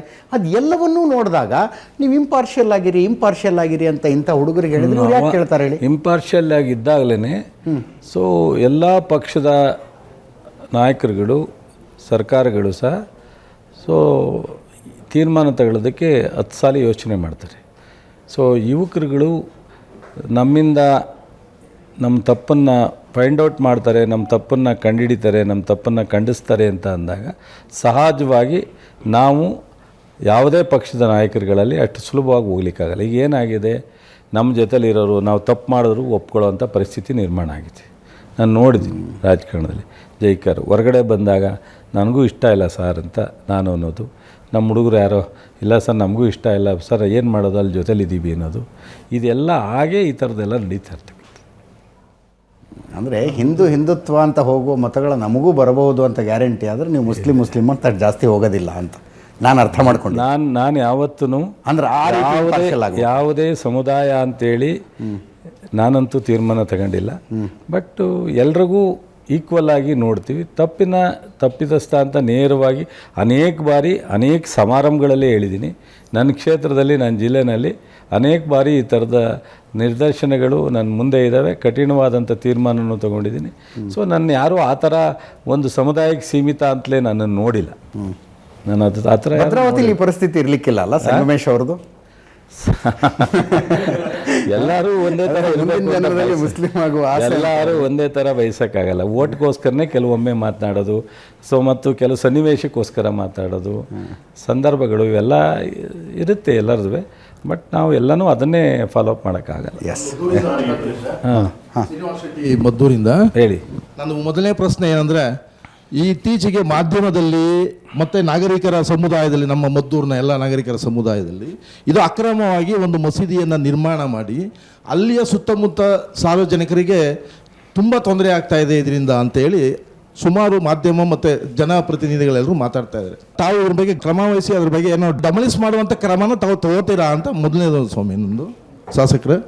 ನೆಕ್ಸ್ಟು ಎರಡನೇದೇನೆಂದರೆ, ಈ ಒಂದು ಕಟ್ಟಡವನ್ನು ಕಟ್ಟುವಂಥ ಸಂದರ್ಭದಲ್ಲಿ 2025 ಜನವರಿಲೇ ಅಲ್ಲಿ ಸಾರ್ವಜನಿಕರು ಒಂದು 100-150 ಜನ ಕಂಪ್ಲೇಂಟ್ ಕೊಟ್ಟಿದ್ದಾರೆ.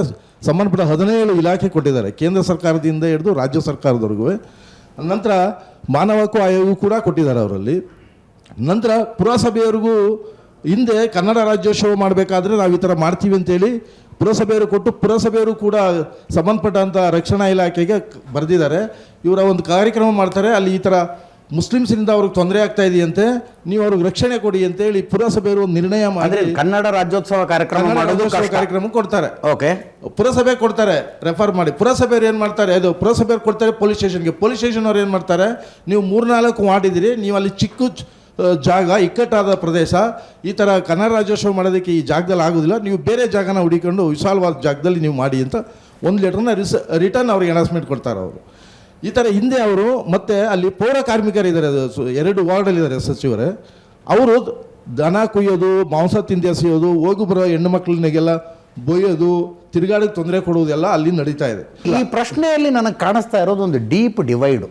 2 ಸಮುದಾಯಗಳ ಮಧ್ಯದಲ್ಲಿ ಅದು ಎಷ್ಟು ವಿಘಟನೆ ಆಗಿ ಹೋಗ್ಬಿಟ್ಟಿದೆ ಅಂತಂದರೆ, ಅವರು ಈ ನಮ್ಮ ಸ್ನೇಹಿತರು ಈ ಥರ ಹೇಳ್ತಾ ಇದ್ದಾರೆ. ಮೊನ್ನೆ ನಾನು ಶಾಂತಿ ಸಭೆ ಮಾಡಿದಾಗ ನಮ್ಮ ಆ ಭಾಗದ ಚೆನ್ನಗೌಡ ಬಡಾವಣೆ, ಸಿದ್ಧಾರ್ಥ ಬಡಾವಣೆ, ಅಲ್ಲಿಂದ ಬಂದಿರತಕ್ಕಂಥವರೇ ಮಾತಾಡ್ತಾರೆ. ನಾವೆಲ್ಲ ಅಣ್ಣ ತಮ್ಮದಿರಂಗಿದ್ದವು, ನಾವು ಈ ಥರದ ಘಟನೆ ನಡೆದಿಲ್ಲ.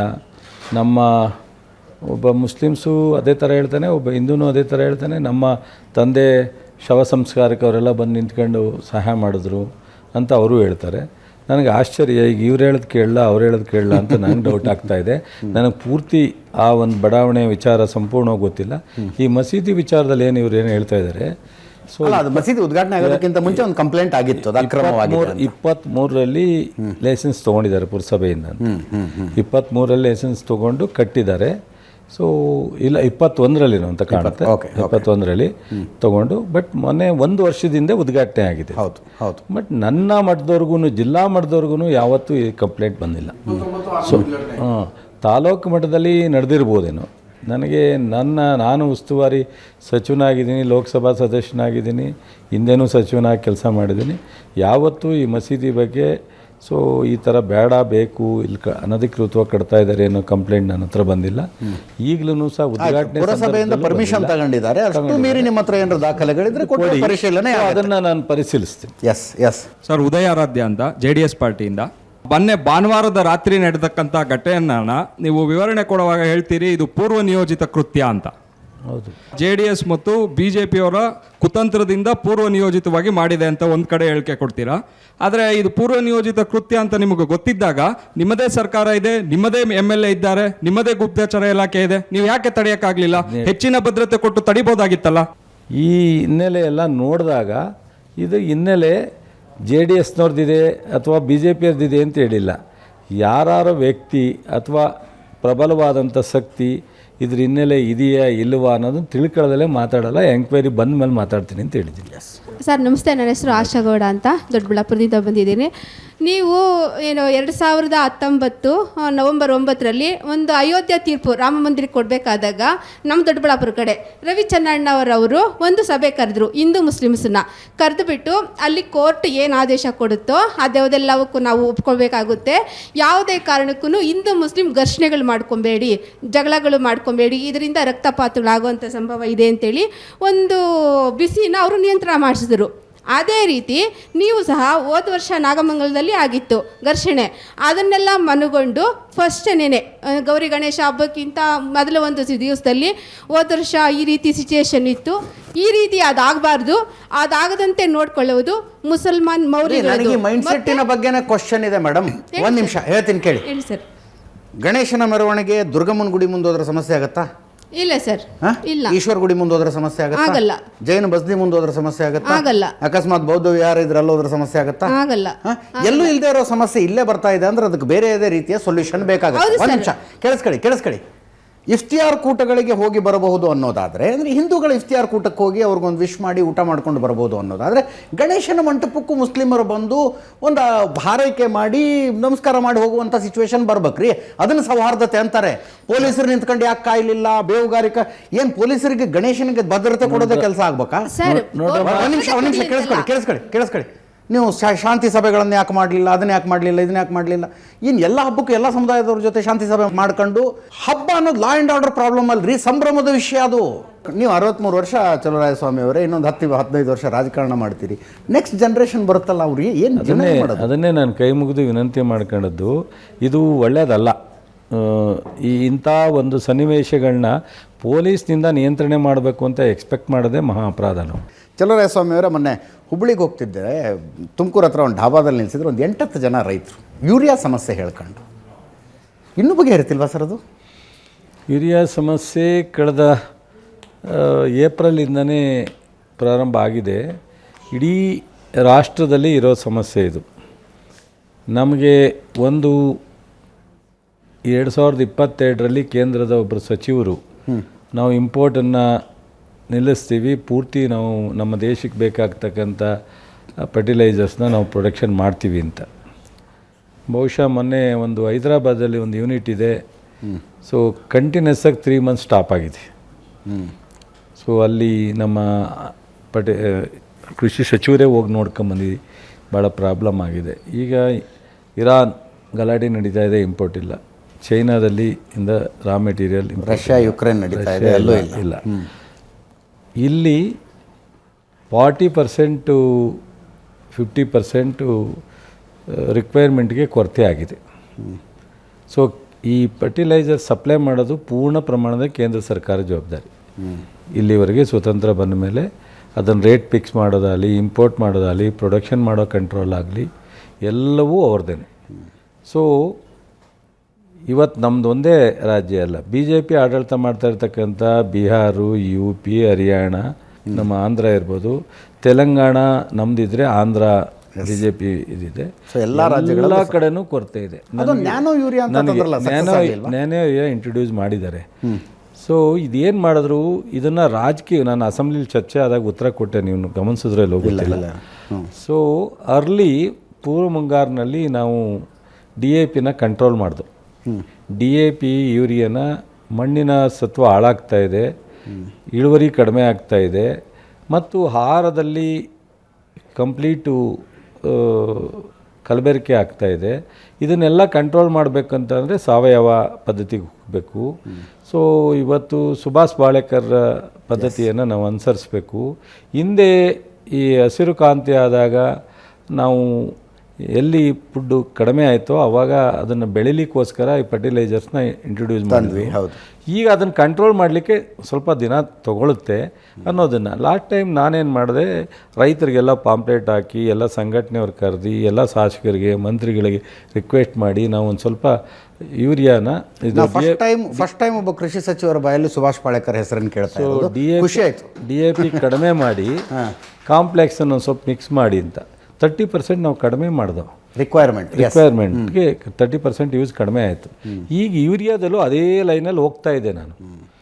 ಪಾಪ ನಮ್ಮ BJP ಲೀಡ್ರ್ಗಳಿಗೆ ಗೊತ್ತೋ ಗೊತ್ತಿಲ್ವೋ, ಯಾಕೋ ವಿಚಾರನ ತಿಳ್ಕೊಂಡಿಲ್ವೋ ದಡಾರ್ ಅಂತೇಳಿ ಸೊ ಎಲ್ಲ ಕಡೆ ಕಡಿಮೆ ಆಯಿತು ಯೂರಿಯಾ ಸಪ್ಲೈ ಅಂತ. ಅದು ನಮಗೆ ಸುತ್ತಕೊಳ್ಳುತ್ತೆ ಅಂತ ಅವ್ರಿಗೆ ಗೊತ್ತಾಗಲೇ ಇಲ್ಲ.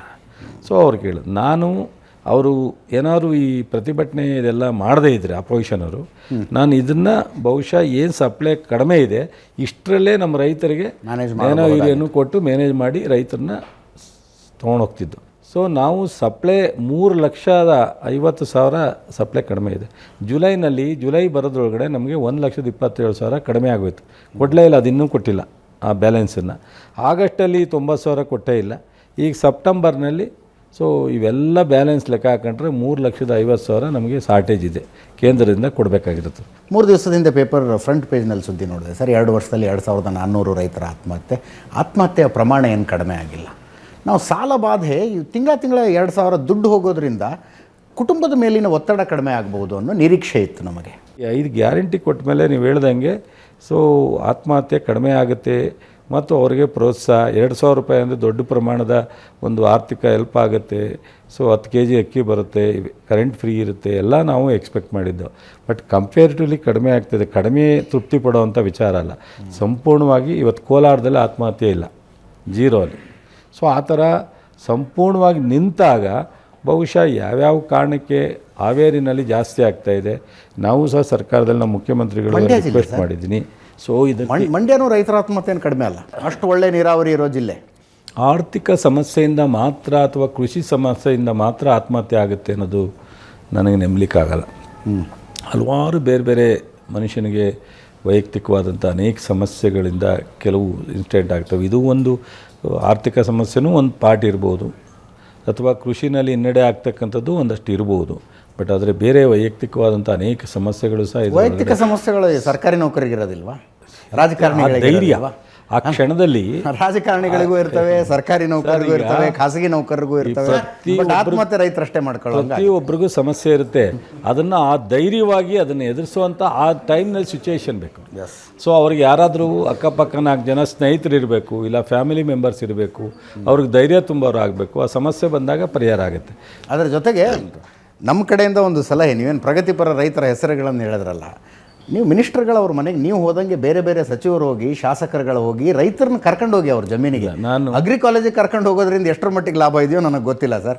ಅಂಥ ರೈತರ ಜಮೀನಿಗೆ ಕರ್ಕೊಂಡು ಹೋದ್ರೆ ಉಳಿದ ರೈತರಿಗೆ ಒಂದು ಪ್ರೇರಣೆ. 100ಕ್ಕೂ ಹೆಚ್ಚು ಪ್ರಗತಿಪರ ರೈತರ ಮನೆಗೆ ಹೋಗಿದ್ದೀನಿ ನಾನು 2 ವರ್ಷದಲ್ಲಿ. 100ಕ್ಕೂ ಹೆಚ್ಚು ಪ್ರಗತಿಪರ ರೈತರು, ಅದು ಯಾವುದೋ ಒಂದು ಭಾಗ ಅಂತಲ್ಲ, ಬೆಳಗಾಂ ಇರ್ಬೋದು, ಕಡೆ ಗುಲ್ಬರ್ಗ ಇರ್ಬೋದು, ಅಥವಾ ಚಾಮರಾಜನಗರ ಇರ್ಬೋದು, ಈ ಥರ ಎಲ್ಲ ಕಡೆ ಹೋಗಿದ್ದೀನಿ. ಹೋದಂಥ ನಾನು 100-150 ಜನದ್ದು ವೀಡಿಯೋ ಮಾಡಿ ಹಾಕಿದ್ದೀವಿ. ಬೇರೆ ರೈತರಿಗೂ ಅದು ಇಂಪ್ಲೂಯೆನ್ಸ್ ಆಗಬೇಕು ಅಂತ. ನಾನು ಹೋದಂಥ ಮನೆಯವರು ಸಾಲ ಮಾಡಿಲ್ಲ, ಭಾಳ ನೆಮ್ಮದಿಲಿ ಎಲ್ಲಡಿಕೆ ಹಾಕ್ಕೊಂಡು ಗಂಡ ಹೆಂಡತಿ ಮಕ್ಕಳು ಭಾಳ ನೆಮ್ಮದಿಲಿದ್ದಾರೆ. ತಣ್ಣಗೆ ಸೊ ಮಾಡಲಿಕ್ಕೆ ಅವಕಾಶ ಇದೆ. ಸರ್ ನಮಸ್ಕಾರ, ನನ್ನ ಹೆಸರು ಹಳ್ಳಿ ರೈತ ಅಂಬರೀಷ್ ಅಂತೇಳಿ. ಮೊದಲನೇದಾಗಿ ರಾಜ್ಯ ಸರ್ಕಾರಕ್ಕೆ ಅಭಿನಂದನೆಗಳು ಸಲ್ಲಿಸ್ತೇನೆ ಸರ್.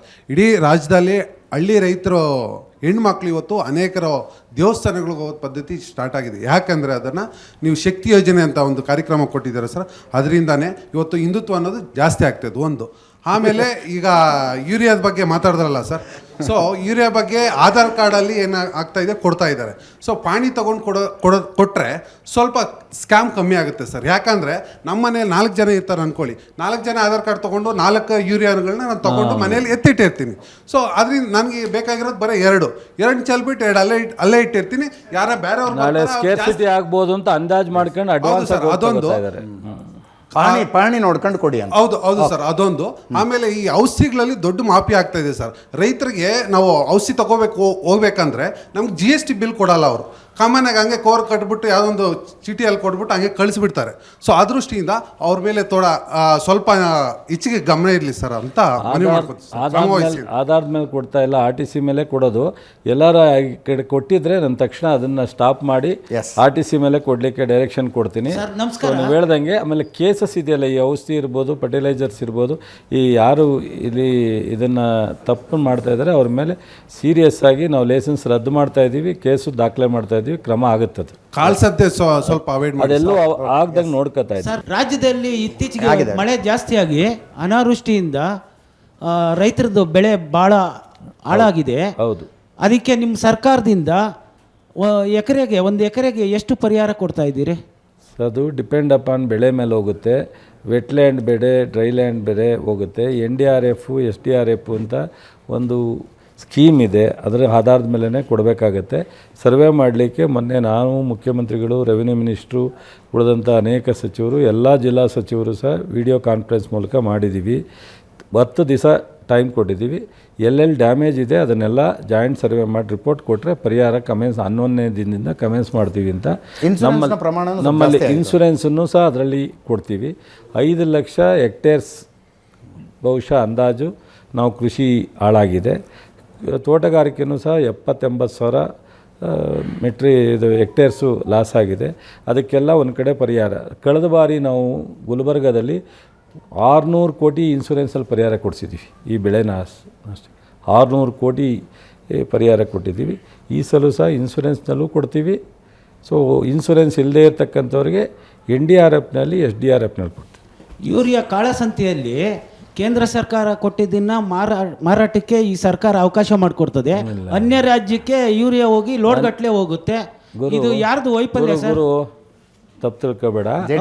ಸೊ ಈಗ ಕೇಳಿಲಿ, ಒಂದು ನಿಮಿಷ ಹೇಳ್ತೀನಿ ಕೇಳು. ಈಗ ಹಿಂಗೇನೆ ಒಬ್ಬರು ನಿಮ್ಮ ಸುಧಾಕರ್ ಅಂತ ಮಂತ್ರಿಗಳು, MP ಗಳು ಮಾತನಾಡಿದರು. ಇದಕ್ಕೋಗ್ತದೆ ಅಂಥದ್ದು ಕೇರಳಗೆ ಸರ್? ಅಲ್ಲ, ಕೇರಳ ಅಲ್ಲ, ನೇಪಾಳಕ್ಕೆ ಹೋಗುತ್ತೆ, ಬಾಂಗ್ಲಾದೇಶಕ್ಕೆ ಹೋಗುತ್ತೆ ಅಂತ. ಬಾಂಗ್ಲಾದೇಶ ಯಾರು ಕಂಟ್ರೋಲ್ ಮಾಡೋರು? ಬಾರ್ಡ್ರನ್ನ ಕರ್ನಾಟಕ ರಾಜ್ಯ ಕಂಟ್ರೋಲ್ ಮಾಡುತ್ತಾ? ಸೊ ಕೇಂದ್ರ ಸರ್ಕಾರ ಕಂಟ್ರೋಲ್ ಮಾಡಬೇಕಾಗತ್ತೆ. ಈ ಬಾರ್ಡ್ರನ್ನ ಕಾಯೋರು ಕೇಂದ್ರ ಸರ್ಕಾರದ ಯೋಧರು, ರಾಜ್ಯ ಸರ್ಕಾರ ಅಲ್ಲ. ಬಟ್ ನಾವು ಈ ವರ್ಷ ಹಾಕಿರೋ ಕೇಸು ಕಳೆದ ಎಲ್ಲ ವರ್ಷಕ್ಕಿಂತ ಹೆಚ್ಚು ಕೇಸ್ ಹಾಕಿದ್ದೀವಿ. ಸೊ ಈ ವರ್ಷ ಅಂಗಡಿಗಳಲ್ಲಿ ಯಾರು ತಗೋತಾರೆ, ಅಂಗಡಿಗಳಲ್ಲಿ ಸೇಲ್ ಮಾಡಬೇಕು. ಅವ್ರು ಪಕ್ಕಕ್ಕೆ ತೊಗೊಳೋಂಗಿಲ್ಲ ಅಂತಿದೆ, ಅಷ್ಟನ್ನು ಮಾತ್ರ ನಾವು ವಾಚ್ ಮಾಡಲಿಕ್ಕೆ ಅವಕಾಶ ಇರೋದು. ಬಟ್ ಆದರೆ ಈ ಕಂಪ್ನಿಗಳಿಂದ ನೇರವಾಗಿ ರಿಟೇಲ್ ಶಾಪ್ನವ್ರು ತೊಗೊಳ್ತಾರಲ್ಲ, ಅದು ಮಂಗಳೂರಲ್ಲಿರೋದನ್ನ ನಾವು ಬೆಂಗಳೂರು ತರೋಕ್ಕಾಗಲ್ಲ, ಅಥವಾ ಬೆಂಗಳೂರಲ್ಲಿರೋದನ್ನ ರಾಯಚೂರಿಗೆ ತೊಗೊಳೋಕ್ಕಾಗ್ತಾಯಿಲ್ಲ. ಬಟ್ ಇವೆಲ್ಲ ಗೊಬ್ಬರದ ಯಾವ ರೀತಿ ಮಾನಿಟ್ರ್ ಮಾಡಬೇಕು ಅನ್ನೋದು ಅಷ್ಟೇ ಲಿಮಿಟೇಷನ್ ಇರುತ್ತೆ. ನಾವು ಈ ಬಾರಿ ನಮ್ಮದು ವಿಜಿಲೆನ್ಸ್ ಇದೆ, ಜೊತೆಗೆ ಪೊಲೀಸ್ನವ್ರಿಗೆ ಇನ್ಸ್ಟ್ರಕ್ಷನ್ ಕೊಟ್ಟಿದ್ದೀವಿ, ಮುಖ್ಯಮಂತ್ರಿಯವರು ಸಹ ಇನ್ಸ್ಟ್ರಕ್ಷನ್ ಕೊಟ್ಟಿದ್ದಾರೆ. ಎಲ್ಲೇ ಯಾವುದೇ ಕಾಳಸಂತೆನಲ್ಲಿ ಮಾರೋದು ಅಥವಾ ಇಲ್ಲ ಹೊರಗಡೆ ಜಿಲ್ಲೆಗೆ ಸಪ್ಲೈ ಮಾಡ್ತಕ್ಕಂಥದ್ದು ಯಾವುದು ಬಂದ್ರೂ ಈ ಸಲ ನಂಬರ್ ಆಫ್ ಕೇಸಸ್ ಜಾಸ್ತಿ ಹಾಕ್ತೀವಿ, ಲೈಸೆನ್ಸ್ ರದ್ದು ಮಾಡ್ತಿದ್ದೀವಿ, ದಂಡ ಹಾಕಿದ್ದೀವಿ. ಯಾವುದು ಮುಲಾಜಿಲ್ದಲೆ ಕೃಷಿ ಸಚಿವನಾಗಿ ಅತ್ಯಂತ ಎಫೆಕ್ಟಿವ್ ಆಗಿ ಕೆಲಸ ಮಾಡ್ತಾಯಿದ್ದೀವಿ. ನಾನು ಅಪ್ರಿಷಿಯೇಟ್ ಮಾಡಬೇಕು ಅಂತ ಕೇಳಲ್ಲ, ನನ್ನ ಕರ್ತವ್ಯ, ನಾನು ಒಬ್ಬ ಕೃಷಿಕನ ಮಗ. ಸೊ ಜನರಿಗೆ ಒಳ್ಳೇದಾಗಬೇಕು ಅನ್ನೋದು ಅಷ್ಟೇ ನಮ್ಮ ಉದ್ದೇಶ. ಸೊ ನಾನು ಯಾವುದೋ ಒಂದು ತಲೆ ಒಳಗೆ ಇಟ್ಕೊಂಡು ಹೇಳ್ತಾ ಇಲ್ಲ ನಿನಗೆ, ನಮ್ಮ ಕೈಯಲ್ಲಿ ಅದು ಶಕ್ತಿ ಮೀರಿ ಮಾಡ್ತಾಯಿದ್ದೀವಿ. ನಮಸ್ಕಾರ ಅಣ್ಣ, ಬಸವರಾಜು ಬಜರಂಗ ದಳ ವಿಭಾಗ ಸಭೆ ಜೊತೆ ಮೈಸೂರು. ನೀವು ಮೈಸೂರು ದಸರಾ ಉದ್ಘಾಟನೆಗೆ ಬಾನು ಮುಷ್ತಾಕ್ ಅವ್ರನ್ನ ಆಯ್ಕೆ ಮಾಡಿದ್ದೀರಿ. ಇಡೀ ಜೀವನ ಪರ್ಯಂತ ಮುಸ್ಲಿಂ ಕಟ್ಟುಪಾಡುಗಳನ್ನ ವಿರೋಧಿಸಿ ಬುರ್ಕಾ ಹಾಕೋದನ್ನ ವಿರೋಧಿಸಿ ತನ್ನ ಇಡೀ ಜೀವನದಲ್ಲಿ ಅವರು ಬುರ್ಕಾ ಹಾಕದಂತೆ ಅದನ್ನು ವಿರೋಧಿಸ್ಕೊಂಡು ಬಂದಂಥವ್ರು. ಅಂಥ ಮಹಿಳೆನ ಮುಸ್ಲಿಂ ಪ್ರಗತಿಪರ ಮಹಿಳೆನ ದಸರಾ ಉದ್ಘಾಟನೆಗೆ ಆಹ್ವಾನಿಸಿರ್ತಕ್ಕಂಥದ್ದು ನನ್ನ ವೈಯಕ್ತಿಕವಾಗಿ ನಾನು ಸ್ವಾಗತಿಸ್ತೀನಿ. ಕಾರಣ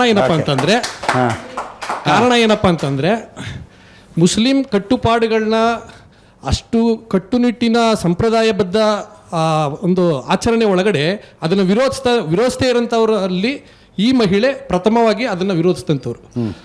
ಕಾರಣ ನೆಕ್ಸ್ಟ್ ಏನಪ್ಪ ಅಂದರೆ ಮುಂದೆ ಅವರ ಆ ಉದ್ಘಾಟನೆ ಮಾಡಲಿ, ಆದರೆ ಹಿಂದೂ ಧಾರ್ಮಿಕ ಆಚರಣೆನ ನಮ್ಮ ಪದ್ಧತಿಗೆ ಅನುಗುಣವಾಗಿ ನಮ್ಮ ಸರ್ಕಾರ ಅವ್ರಿಗೆ ಅವಕಾಶ ಮಾಡಿಕೊಡ್ಬೇಕು. ಹಿಂದೆನೂ ಆಲ್ರೆಡಿ ಮುಸ್ಲಿಮ್ಸು ಒಬ್ಬರನ್ನ ನಮ್ಮ ನಿಸಾರ್ ಅಹಮದ್ ಅವ್ರನ್ನ ಉದ್ಘಾಟನೆ ಆಗಿದೆ. ಅದಕ್ಕಿಂತ ಹಿಂದೆ ಟಿಪ್ಪು ಅವರು ಆ ಕಾಲದಲ್ಲೇ ಅದನ್ನು ರಾಜರ ಕಾಲದಲ್ಲೇ ಮೆರವಣಿಗೆ ಎಲ್ಲ ಮಾಡಿದ್ದಾರೆ. ಅದರಿಂದ ಆಮೇಲೆ ನಾವು ಎಲ್ಲ ಸಮುದಾಯದ ದೇಶ, ಸೆಕ್ಯುಲರ್ ಕಂಟ್ರಿ ಅಂತಲೇ ನಮ್ಮ ಭಾರತಕ್ಕೆ ಒಂದು ಪ್ರಪಂಚದಲ್ಲಿ ಇರ್ತಕ್ಕಂಥ ಹೆಸರು. ಹಾಗಾಗಿ ಇದೊಂದು ನೀವು ಅಲ್ಲೇ ಸ್ವಾಗತ ಮಾಡಿರೋದ್ರಿಂದ ಅದ್ರ ಬಗ್ಗೆ ನಾನು ಹೆಚ್ಚಿಗೆ ಹೇಳೋಕ್ಕೆ ಹೋಗಲ್ಲ. ಬಟ್ ಅದನ್ನೆಲ್ಲ ನೋಡ್ಕೊಳ್ಳೋದಕ್ಕೆ ಒಂದು ಇಲಾಖೆ ಇದೆ, ಒಂದು ಚಾಮುಂಡೇಶ್ವರಿ ನಿಗಮ ಇದೆ, ಅದು ನೋಡ್ಕೊತಾರೆ. ಆದರೂ ಒಂದು ಮಾತು ಅರ್ಥ ಮಾಡ್ಕೋಬೇಕು ಚಲರಾಯಸ್ವಾಮಿ ಅವರೇ, ಕಾಂಗ್ರೆಸ್ ಇರೋದಕ್ಕಿಂತ ಮುಂಚೆ, ಸಂವಿಧಾನ ಇರೋದಕ್ಕಿಂತ ಮುಂಚೆ, ಪ್ರಜಾಪ್ರಭುತ್ವ ಇರೋದಕ್ಕಿಂತ ಮುಂಚೆಯಿಂದಲೂ ಚಾಮುಂಡಿ ಇದ್ಲು. ಚಾಮುಂಡಿಯನ್ನು ಇಂಥವ್ರು ಬನ್ನಿ ಇಂಥವ್ರು ಬರಬೇಡಿ ಅಂತ ಹೇಳುವ ದೇವತೆ ಅಲ್ಲ.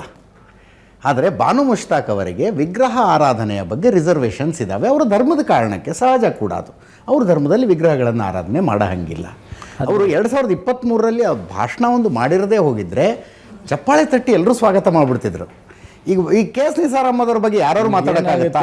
ಅಲ್ಲ, ಒಂದು ನಿಮಿಷ ಕೆ ಎಸ್ ನಿಸಾರ್ ಅಹಮದ್ ಅವ್ರ ಬಗ್ಗೆ ಯಾರು ಮಾತಾಡೋಕ್ಕಾಗತ್ತಾ? ನೀವು ಇವ್ರನ್ನ ಮುಸ್ಲಿಮರನ್ನ ಹೆಂಗ್ರಿ ಆರಿಸಿದ್ರಿ ಅಂತ?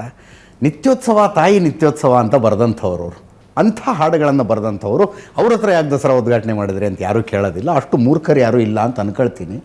ಇದ್ರೆ ಅವ್ರು ನಿಜವಾಗ್ಲೂ ಮೂರ್ಖರೇ. ಆದರೆ ಬಾನು ಮುಷ್ತಾಕ್ ಅವರಿಗೆ ರಿಸರ್ವೇಷನ್ಸ್ ಇದೆ ರೀ. ಅವರು ಕನ್ನಡವನ್ನು ಯಾಕೆ ಭುವನೇಶ್ವರಿ ಅಂತೀರಿ? ಯಾಕೆ ಅದಕ್ಕೊಂದು ವಿಗ್ರಹ ಮಾಡ್ತೀರಿ? ಧ್ವಜದಲ್ಲಿ ಯಾಕೆ ಅರಿಶಿನ ಕುಂಕುಮ ಇರಬೇಕು? ನೀವು ಅರಿಶಿನ ಕುಂಕುಮ ಇಟ್ಟರೆ ನನ್ನಂಥವ್ರು ಎಲ್ಲ ಹೋಗ್ಬೇಕು ಅಂತ ಕೇಳಿದವರು. ಆದ್ದರಿಂದ ಈ ಪ್ರಶ್ನೆಗಳು ಬಂದು ಅಷ್ಟೇ. ಕೆಲವು ಅವರ ಸ್ಟೇಟ್ಮೆಂಟ್ಗಳು ಇದರ ಕಾರಣಕ್ಕೆ ಕೆಲವು ಬಂದಿದೆ ಅಂತ ಹೇಳ್ತಿರೋದು. ಬಟ್ ಆದರೆ ಪ್ರತಾಪ್ ಸಿಂಹ ವಿರೋಧ ಮಾಡೋದು ಅದಕ್ಕೋಸ್ಕರ ಅಲ್ಲ. ಪ್ರತಾಪ್ ಸಿಂಹ ವಿರೋಧಕ್ಕೋಸ್ಕರ ವಿರೋಧ ಮಾಡ್ತಾರೆ. ಮತ್ತು ಅವರು BJPಯವರು ಸ್ವಲ್ಪ ದೂರ ಇಟ್ಟವ್ರೆ, ಮತ್ತೇನಾದ್ರು ಹತ್ರ ಆಗಬೇಕು ಅನ್ನೋಕ್ಕೋಸ್ಕರ ಅವರು ವಿರೋಧ ಮಾಡ್ತಾರೆ. ಬಟ್ ನೀವು ಹೇಳ್ತಾ ಇರ್ತಕ್ಕಂಥದ್ರಲ್ಲಿ ನಾನು ಅದನ್ನು ತಪ್ಪು ಸರಿ ಅಂತ ವಿಶ್ಲೇಷಣೆ ಮಾಡಲಿಕ್ಕೆ ಹೋಗಲ್ಲ. ಈಗ ಅವರು ಬಹುಶಃ ಇದಕ್ಕೆ ಒಪ್ಪಿರೋದ್ರಿಂದ ಬದಲಾವಣೆ ಆಗಿರ್ಬೋದು. ಬಟ್ ದಸರಾ ವೇದಿಕೆಯ ಮೇಲೆ 2 ವರ್ಷದ ಹಿಂದಿನ ನನ್ನ ಆಲೋಚನೆಗೂ ಈಗಿನ ಆಲೋಚನೆಗೂ ವ್ಯತ್ಯಾಸ ಇದೆ ಅಂತ ಹೇಳ್ಬಿಟ್ರೆ ಮುಗಿದೋಗುತ್ತೆ. ಈಗ ಮನಸ್ಥಿತಿ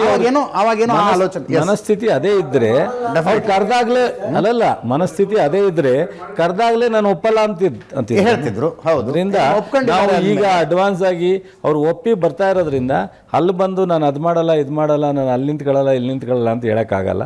ಸೊ ಬಹುಶಃ ಅವರು ಒಂದು ಸಾಧಕರ ಸ್ಥಾನದಲ್ಲಿದ್ದಾರೆ. ಅವ್ರಿಗೆ ಗೌರವ ಸಲ್ಲಿಸಬೇಕಾದಂಥದ್ದು ನಮ್ಮೆಲ್ಲರ ಕರ್ನಾಟಕದ ಕನ್ನಡಿಗರ ಕರ್ತವ್ಯ. ಅದಕ್ಕೋಸ್ಕರ ಅವ್ರಿಗೊಂದು ಅವಕಾಶ. ನಮಸ್ಕಾರ ಸರ್, ನನ್ನ ಹೆಸರು ನಜ್ಮಾ ಅಂತ. ಈ ಮದ್ದೂರಲ್ಲಿ ಗಲಾಟೆ ಆಗಿರೋದನ್ನು ಟಿವಿಯಲ್ಲಿ ತೋರಿಸಿದ್ರು, ಗಲಾಟೆ ಆಯಿತು. ಅದೇ ರಾಯಚೂರಲ್ಲಿ ಒಂದು ಗಲಾಟೆ ಆಯಿತು. ಅದನ್ನ ಯಾಕೆ BJPಯವರೆಲ್ಲ ಹೋಗಿ ಹೋರಾಡಿಲ್ಲ? ಅಲ್ಲಿ ಯಾಕೆ ಪ್ರೊಟೆಸ್ಟ್ ಮಾಡಿಲ್ಲ? ರಾಯಚೂರಲ್ಲೂ ಗಲಾಟೆ ಆಯಿತು, ಅಲ್ಲೂ ಕಲ್ಲು ಹೊಡೆದಿದ್ದಾರಲ್ಲ, ಇಬ್ಬರಿಗೆ ಗಾಯ ಆಗಿದೆ. ಹೌದು, ನೋಡಿ ಒಂದ್ಸರಿ ನಿಮ್ಮ ಮೀಡಿಯಾದಲ್ಲೇ ತೋರಿಸಿದ್ದಾರೆ. ಅದನ್ನ ಯಾಕೆ ಪ್ರೊಟೆಸ್ಟ್ ಮಾಡ್ತಾ ಇಲ್ಲ? ಯಾಕೆ ಕಾನ್ಸಂಟ್ರೇಟ್ ಮಾಡ್ತಾವ್ರೆ ಅಂತ ಪ್ರಶ್ನೆ ಬರಲಿಲ್ಲ, ನಾನು ಹೇಳಲಿಕ್ಕೆ ಹೋಗಲಿಲ್ಲ. ಅದಕ್ಕೆ ಮಂಡ್ಯ ವಿಶೇಷವಾಗಿ ಸಂಘಟನೆಯವ್ರನ್ನ ಯಾಕೆ ಉಪಯೋಗಿಸ್ಕೊತಾ ಇದ್ದಾರೆ BJP ಆಗಲಿ JDS ಆಗಲಿ ಅಂತಂದರೆ, ಮಂಡ್ಯದಲ್ಲಿ ಭಾಳ ಪ್ರಯತ್ನ ಮಾಡಿದ್ರು BJP ಸಕ್ಸಸ್ ಆಗಲಿಕ್ಕೆ. ನಮ್ಮ ಅಶೋಕರು ಜಿಲ್ಲಾ ಉಸ್ತುವಾರಿ ಸಚಿವರಾಗಿದ್ದಾಗ ಅವಾಗ ನಮ್ಮ ಅಂಬರೀಷ್ ಅವರು ಕಾಂಗ್ರೆಸ್ನ ಮಂತ್ರಿಯಾಗಿದ್ದರು ಅಂತ ಕಾಣುತ್ತೆ, ಅಥವಾ ಇಲ್ಲ MLA ಆಗಿ MP ಇದ್ದರು ಬಹುಶಃ. ಆ ಟೈಮ್ನಲ್ಲಿ ನಾನು ಅವಾಗ ಜನತಾ ದಳದಲ್ಲಿದ್ದೆ. ಒಂದು ಎಕ್ಸಾಂಪಲ್ ಮಾಡ್ಕೊಂಡು ಒಂದು ಕ್ಷೇತ್ರಕ್ಕೆ ಕಾಂಗ್ರೆಸ್ ಕ್ಯಾಂಡಿಡೇಟೇ ಆಗ್ತಂಗೆ BJPಯಿಂದ ಕಂಟೆಸ್ಟ್ ಮಾಡಿಸಿ ಪ್ರಯತ್ನ ಮಾಡಿದ್ರು ಸಕ್ಸಸ್ ಆಗಬೇಕು ಅಂತ. ಗೆಲ್ಲಿಲ್ಲ. ಸೊ ಜನತಾ ದಳನೇ ಗೆಲ್ತವಾಗ. ಸೊ ಏನಾಗಿದೆ ನೆಕ್ಸ್ಟು, ಸೊ ಹಳೆ ಮೈಸೂರಿನಲ್ಲಿ ಮಂಡ್ಯದಲ್ಲೇ ಒಂದು ಪ್ರಾರಂಭ ಆಗ್ತಾ ಇಲ್ಲ ಅನ್ನೋದು ಅವ್ರಿಗೆ ನೋವು, ದುಃಖನೋ. ಸೊ ಮಂಡ್ಯದಲ್ಲಿ ಏನಾದರೂ ಓಡಿ ಬಂದುಬಿಡ್ತಾರೆ ಅಂತೂ ಏನಾದ್ರು ಮಾಡಬೇಕು, BJP ಕಟ್ಟಬೇಕು ಅಂತ. ಜೊತೆಗೆ JDS BJP ಒಂದಾಗಿದೆ. JDS ಇತಿಹಾಸದಲ್ಲಿ ಏನಾಗಿದೆ, ಒಂದು ಎಲೆಕ್ಷನಲ್ಲಿ ಒಂದಾದರೆ ನೆಕ್ಸ್ಟ್ ಎಲೆಕ್ಷನ್ಗೆ ಯಾವತ್ತೂ ಆ ಜೊತೆಲಿ ಉಳಿದಿಲ್ಲ ಇಲ್ಲಿವರೆಗೆ ಇತಿಹಾಸದಲ್ಲಿ ಗೊತ್ತಿರ್ತಕ್ಕಂಥ ವಿಚಾರ. ಕಾಂಗ್ರೆಸ್ ಜೊತೆಲೂ ಅಲಯನ್ಸ್ ಆಗಿದೆ, BJP ಜೊತೆಲೂ ಅಲಯನ್ಸ್ ಆಗಿದೆ. ಯಾವಾಗ ಪ್ರಾರಂಭದಲ್ಲಾದದ್ದು ಎಂಡಿಗೆ ಉಳಿದಿಲ್ಲ. ಸೊ ಆದರೆ ಮುನ್ನೆಚ್ಚರಿಕೆಗೆ ಅವ್ರಿಗೆ ಏನಾರು ಮಾಡಿ ಇಲ್ಲಿ ಪಕ್ಷ ಕಟ್ಟುವಂಥ ಕೆಲಸವನ್ನು BJP ಅವ್ರು ಮಾಡ್ತಾಯಿದ್ದಾರೆ. ಅದಕ್ಕೆ ನಮ್ಮ ಹುಡುಗರೆಲ್ಲ ಅದಕ್ಕೋಸ್ಕರ ಪಕ್ಷ ಕಟ್ಟಕ್ಕೆ ಹೋಗ್ಬೇಡ್ರಪ್ಪ, ವ್ಯವಸ್ಥೆಯಲ್ಲಿ ನೀವು ಒಳ್ಳೆಯದನ್ನು ಆಲೋಚನೆ ಮಾಡಿ ತೀರ್ಮಾನ ತಗೊಳ್ಳಿ ಅಂತ ಹೇಳೋದು. ಚಲುವರಾಯಸ್ವಾಮಿ ಅವರೇ, ರಾಜ್ಯದ ರಾಜಕಾರಣದ ಸನ್ನಿವೇಶಕ್ಕೆ ಸಂಬಂಧಪಟ್ಟಂತೆ ನೀವು ಮಾತಾಡ್ತಾ ಇರೋದು ಕರೆಕ್ಟ್ ಇರಬಹುದು. ಈ ಸನ್ನಿವೇಶ ಕಾಶ್ಮೀರದಲ್ಲಿ ಇಲ್ಲ ಸರ್. ಅಲ್ಲಿ ಹಜರತ್ ಬಾಲ್ ಟೆಂಪಲ್ನಲ್ಲಿ ರಾಷ್ಟ್ರದ ಲಾಂಛನ, 3 ಸಿಂಹಗಳ ಲಾಂಛನ ಇದ್ರೆ ಅದನ್ನು ಕಲ್ಲಲ್ಲಿ ಒಡೆದು ಪುಡಿ ಮಾಡ್ತಾರೆ. ಇದು ಯಾಕೆ ಬೇಕು ಮಸೀದಿಲಿ ಅಂತ? ಈ ರಾಜಕೀಯ ಸನ್ನಿವೇಶ ಅಲ್ಲಿಲ್ಲ. ಪಕ್ಕದ ಬಾಂಗ್ಲಾದೇಶದಲ್ಲಿ ಅಲ್ಲಿ BJPನೂ ಇಲ್ಲ, ಕಾಂಗ್ರೆಸ್ಸು ಇಲ್ಲ, RSS ಇಲ್ಲ, ಬಜರಂಗ ದಳನೂ ಇಲ್ಲ. ದುರ್ಗಾ ಪೂಜೆ ಪೆಂಡಲ್ಗಳನ್ನು ಪುಡಿ ಮಾಡಿಬಿಟ್ರು, ದುರ್ಗಾ ಮೂರ್ತಿಯನ್ನು ಸೇರಿದಂಗೆ. ಪಾಕಿಸ್ತಾನದಲ್ಲಿ BJP ಕಾಂಗ್ರೆಸ್ಸು ಇದೇನಾರ ಇದೆಯಾ ಅಲ್ಲಿ? ಮತ್ತು ಅಲ್ಲಿ ಯಾಕೆ ದೇವಸ್ಥಾನಗಳ ಕಥೆ ಹಂಗಾಗುತ್ತೆ? ಅಫ್ಘಾನಿಸ್ತಾನದಲ್ಲಿ ರೀ ಬುದ್ಧನ ಮೂರ್ತಿಗಳು, world heritage centre, UNESCO heritage centre, rocket ಇಟ್ಟು ಉಡಾಯಿಸ್ಬಿಟ್ರು. ನೀವು ರಾಜ್ಯದ ರಾಜಕಾರಣಕ್ಕೆ ಸಂಬಂಧಪಟ್ಟಂಗೆ ನೀವೇನಾದ್ರು ಅನಲೈಸಿಸ್ ಮಾಡ್ಕೊಳ್ಳಿ. ಪ್ರಪಂಚದಲ್ಲಿ ಪ್ರಪಂಚದಲ್ಲೆಲ್ಲ ಇದೆ ಅಂತ ನಾವು ಹೇಳೋಕ್ಕಾಗಲ್ಲ. ಪ್ರಪಂಚದಲ್ಲಿ ಏನೇನಾಗ್ತಿದೆ ಅಂತ ಅನ್ನೋದನ್ನು ಕೂಡ ಗಮನಿಸಬೇಕಾಗುತ್ತೆ. ಸರ್ ನಮಸ್ತೆ, ನನ್ನ ಹೆಸರು ಸುನೀಲ್ ಶಿವಾನಂದ್ ಅಂತೇಳಿ, ಯುವ ಮೋರ್ಚಾ ಬೆಂಗಳೂರು ಕೇಂದ್ರ ಜಿಲ್ಲೆ. ಒಂದು ಗಣೇಶ ಮೆರವಣಿಗೆ ಅಂದರೆ ಕಲ್ಲು ತೂರಾಟ, ಅದು ಮಸೀದಿ ಮುಂದೆನೇ. ಇಡೀ ರಾಜ್ಯದಲ್ಲಿ ಅದು ಒಂಥರ ಟ್ರೆಂಡ್ ಆಗಿಬಿಟ್ಟಿದೆ. ಅದು ಹಿಂದೂಗಳ ಹಬ್ಬದ ದಿವಸನೇ ಈ ಥರ ಪ್ಯಾಟ್ರನ್ ಇದೆ. 2-3 ದಿವಸ ಅವ್ರು ಹಬ್ಬ ಮಾಡ್ತಾರೆ, ನಮ್ಮವ್ರು ಶಾಂತವಾಗಿರ್ತಾರೆ. ಇದೇನಾಗ್ತಿದೆ ಅಂದರೆ, ನೀವು ಹೇಳಿದ್ರಿ ಅವ್ರು 21 ಜನನ ಅರೆಸ್ಟ್ ಮಾಡಿದ್ದಾರೆ ಅಂತ ನೀವು ಹೇಳಿದ್ರಿ. ಅವ್ರನ್ನ ಅರೆಸ್ಟ್ ಮಾಡಿದ್ರೆ ಸಾಲಲ್ಲ ಸರ್, ಅದಕ್ಕೆ ಯಾರು ಪ್ರಚೋದನೆ ಯಾರು ಕೊಡ್ತಾರಲ್ಲ ಸರ್, ಅವ್ರನ್ನೂ ಅರೆಸ್ಟ್ ಮಾಡಬೇಕು. ಈಗ ಬಹುಸಂಖ್ಯಾತರು ಹಿಂದೂಗಳಿರೋ ಅಂಥ ಮಂಡ್ಯ ಜಿಲ್ಲೆ ಆಗಿರ್ಬೋದು, ಇಡೀ ಇಂಡಿಯಾಗೆ ಒಂದು ಮೆಸೇಜ್ ಕಳಿಸ್ಬೇಕು. ಏನಂತ? ಮೌಲ್ವಿಗಳನ್ನ ನೀವು ಅರೆಸ್ಟ್ ಮಾಡ್ಬೇಕು ಸರ್. ಯಾರು ಪ್ರಚೋದನೆ ಸರ್, ಇಲ್ಲಿ ಒಂದು ಪ್ಯಾಟ್ರನ್ ಇದೆ. ಕಲ್ಲು ಎಸೆಯುವಂಥ ಪದ್ಧತಿ ಎಲ್ಲಿಂದ ಬಂತು? ಎಲ್ಲಿಂದ? ಇವರು ಮಸೀದಿಯಿಂದನೇ ಹೇಳ್ಕೊಡ್ತಾರಲ್ಲ ಸರ್. ಈಗ ಮಕ್ಕಳಿಗೆ ಉಗಿಯುವಂಥದ್ದು ಯಾರು ಸರ್ ಹೇಳ್ಕೊಟ್ಟಿರ್ತಾರೆ? ಕಾಂಗ್ರೆಸ್ ಸರ್ಕಾರ ಮುಸ್ಲಿಂ ಅವರ ಓಲೈಕೆ ಮಾಡ್ತಿದ್ದಾರೆ, ಇಲ್ಲ ಅಂದರೆ ಅಸಮರ್ಥ ಸರ್ಕಾರ ಅಂತ ಆಗುತ್ತೆ ಸರ್. 5 ಗ್ಯಾರಂಟಿನ ಕೊಟ್ಟಾಗ ನಿಮ್ಮ ಮೋದಿಯರು ಸಹಿತ ಧಿಕ್ಕರಿಸಿದ್ರು. ಆರ್ಥಿಕವಾಗಿ ದಿವಾಳಿ ಆಗುತ್ತೆ ಕರ್ನಾಟಕ ಅಂತ ಹೇಳಿದರು. ಒಂದು ನಿಮಿಷ ಕೇಳ್ಕೊ ತಾಳ್ಮೆಯಿಂದ. ನೀನು ಹೇಳಿದಾಗ ನಾನು ತಾಳ್ಮೆಯಿಂದ ಕೂತಿದ್ದೀನಿ. ಇವತ್ತು 5 ಗ್ಯಾರಂಟಿ ಕೊಟ್ಟು, ಈಗ ಡೆಲ್ಲಿನಲ್ಲಿ ಗ್ಯಾರಂಟಿ ಅನೌನ್ಸ್ ಮಾಡಿದವರು ಮೋದಿಯವರು, ಇವತ್ತು UPನಲ್ಲಿ ಬಿಹಾರಲ್ಲಿ ಅನೌನ್ಸ್ ಮಾಡಿದವರು ಅವರು. ಗೊತ್ತಾಯ್ತಾ? ಈ ಗ್ಯಾರಂಟಿನೂ ಕೊಟ್ಟು ಯಾವ ಥರ ಒಂದು ಸಮುದಾಯಕ್ಕೆ ಗ್ಯಾರಂಟಿ ಇದೆಯಾ? ಇವತ್ತು ಈ ಗ್ಯಾರಂಟಿ ಉಪಯೋಗ 90% ಹಿಂದೂಗಳಿಗೆ ಆಗ್ತಾ ಇರೋದು. 10 kg ಅಕ್ಕಿ ಹೋಗುತ್ತೆ ಒಬ್ಬರಿಗೆ, ಕರೆಂಟ್ ಫ್ರೀ ಇರುತ್ತೆ, ಬಸ್ ಚಾರ್ಜ್ ಫ್ರೀ ಇರುತ್ತೆ. ಸೊ ಒಂದು ನಿಮಿಷ ಕೇಳಿ, 2,000 ರೂಪಾಯಿ ದುಡ್ಡು ಹೋಗುತ್ತೆ. ದಯಮಾಡಿ ಈ ಸರ್ಕಾರ ಸಮರ್ಥವಾಗಿರೋದಕ್ಕೇ ಒಂದು ನಿಮಿಷ ಕೇಳು ಬ್ರದರ್, ತಾಳ್ಮೆಯಿಂದ. ನಾನೇ ಕೂತಿದ್ದೀನಿ, ಅವರೇ ನಿಂತವ್ರೆ, ನೀನು ಯಾಕೆ ಆ ಥರ ಬರ್ತೀವಿ? ಸ್ವಲ್ಪ ತಾಳ್ಮೆಯಿಂದ ನಾನು ಹೇಳಿದ ಮೇಲೆ ಕೇಳು. ಗೊತ್ತಾಯ್ತಾ? ಮೊನ್ನೆ ನೀನು ಹೇಳಿದೆ ಈ ಯಾರು ಹಿನ್ನೆಲೆ ಇದ್ದಾರೆ ಅಂತ. ಹಿನ್ನೆಲೆ ಇರೋರನ್ನ ತನಿಖೆ ರೂಪದಲ್ಲಿ ಬಂದಾಗ ಅವ್ರ ಮೇಲೂ ಕ್ರಮ ತಗೋತೀವಿ. ಅದು ಯಾರೇ ಇರಲಿ, ಯಾವ ಸಮುದಾಯ ವ್ಯಕ್ತಿನೇ ಇರಲಿ, ಹಿಂದ್ಗಡೆ ಪ್ರಚೋದನೆ ಇರ್ತಕ್ಕಂಥವ್ರ ಮೇಲೆ ಕ್ರಮ ತಗೋತೀವಿ. ಈ ಬೆಂಗಳೂರಿನಲ್ಲಿ ನಾವು ಈ ದೇವ್ರು ಮಾಡ್ತೀವಿ, ಇನ್ನೊಂದು ಯಾವುದು ಅಣ್ಣಮ್ಮ ದೇವ್ರನ್ನ, ಅಣ್ಣಮ್ಮ ದೇವ್ರನ್ನ. ಯಾಕೆ ಅಣ್ಣಮ್ಮ ದೇವಸ್ಥಾನದ ಕರಗ ಇದೆಲ್ಲ ಮಾಡಿದಾಗ ಗಲಾಟೆ ಆಗಲ್ಲ? ನೋಡೋಣ, ಯೋಚನೆ ಮಾಡೋಣ ಸ್ವಲ್ಪ. ದಯಮಾಡಿ ತಪ್ಪು ತಿಳ್ಕೊಬೇಡ. ನಾನಿಲ್ಲಿ ಕಾಂಗ್ರೆಸ್ ಒಬ್ಬ ಲೀಡ್ರಾಗಿ ಹೇಳ್ತಾ ಇಲ್ಲ. ಈ ಗಣಪತಿ ಉತ್ಸವವನ್ನು ರಾಜಕೀಯವಾಗಿ ಉಪಯೋಗಿಸ್ಕೊಳ್ಳೋದು ಬಿಡೋಕ್ಕೆ ಕೇಳು, ಯಾವ ಗಲಾಟೆನೂ ಆಗಲ್ಲ. ಸರ್ ಈಗ ಒಂದು ನಿಮಿಷ ಅಲ್ಲ, ಶಕ್ತಿ ಯೋಜನೆ ಅವರೊಂದು ಲಾಜಿಕಲ್ ಪ್ರಶ್ನೆ ಕೇಳಿದಲ್ಲ, ಕರಗ ಉತ್ಸವದ ಮೇಲೆ ಯಾಕೆ ಗಲಾಟೆ ಆಗೋದಿಲ್ಲ ಅಂತ. ಅಂದರೆ ಅದು ಹೆಚ್ಚು ಸಾಂಪ್ರದಾಯಬದ್ಧವಾಗಿ ನಡೆಯುತ್ತೆ, ಅದಕ್ಕೆ ಸಾಂಪ್ರದಾಯವಾಗಿ ನಡೆಯುತ್ತೆ. ಪೊಲಿಟಿಕಲ್ ಲೀಡ್ರ್ ಎಂಟ್ರಿ ಆಗಲ್ಲ, ಪೊಲಿಟಿಕಲ್ ಪಾರ್ಟಿ ಎಂಟ್ರಿ ಆಗಲ್ಲ.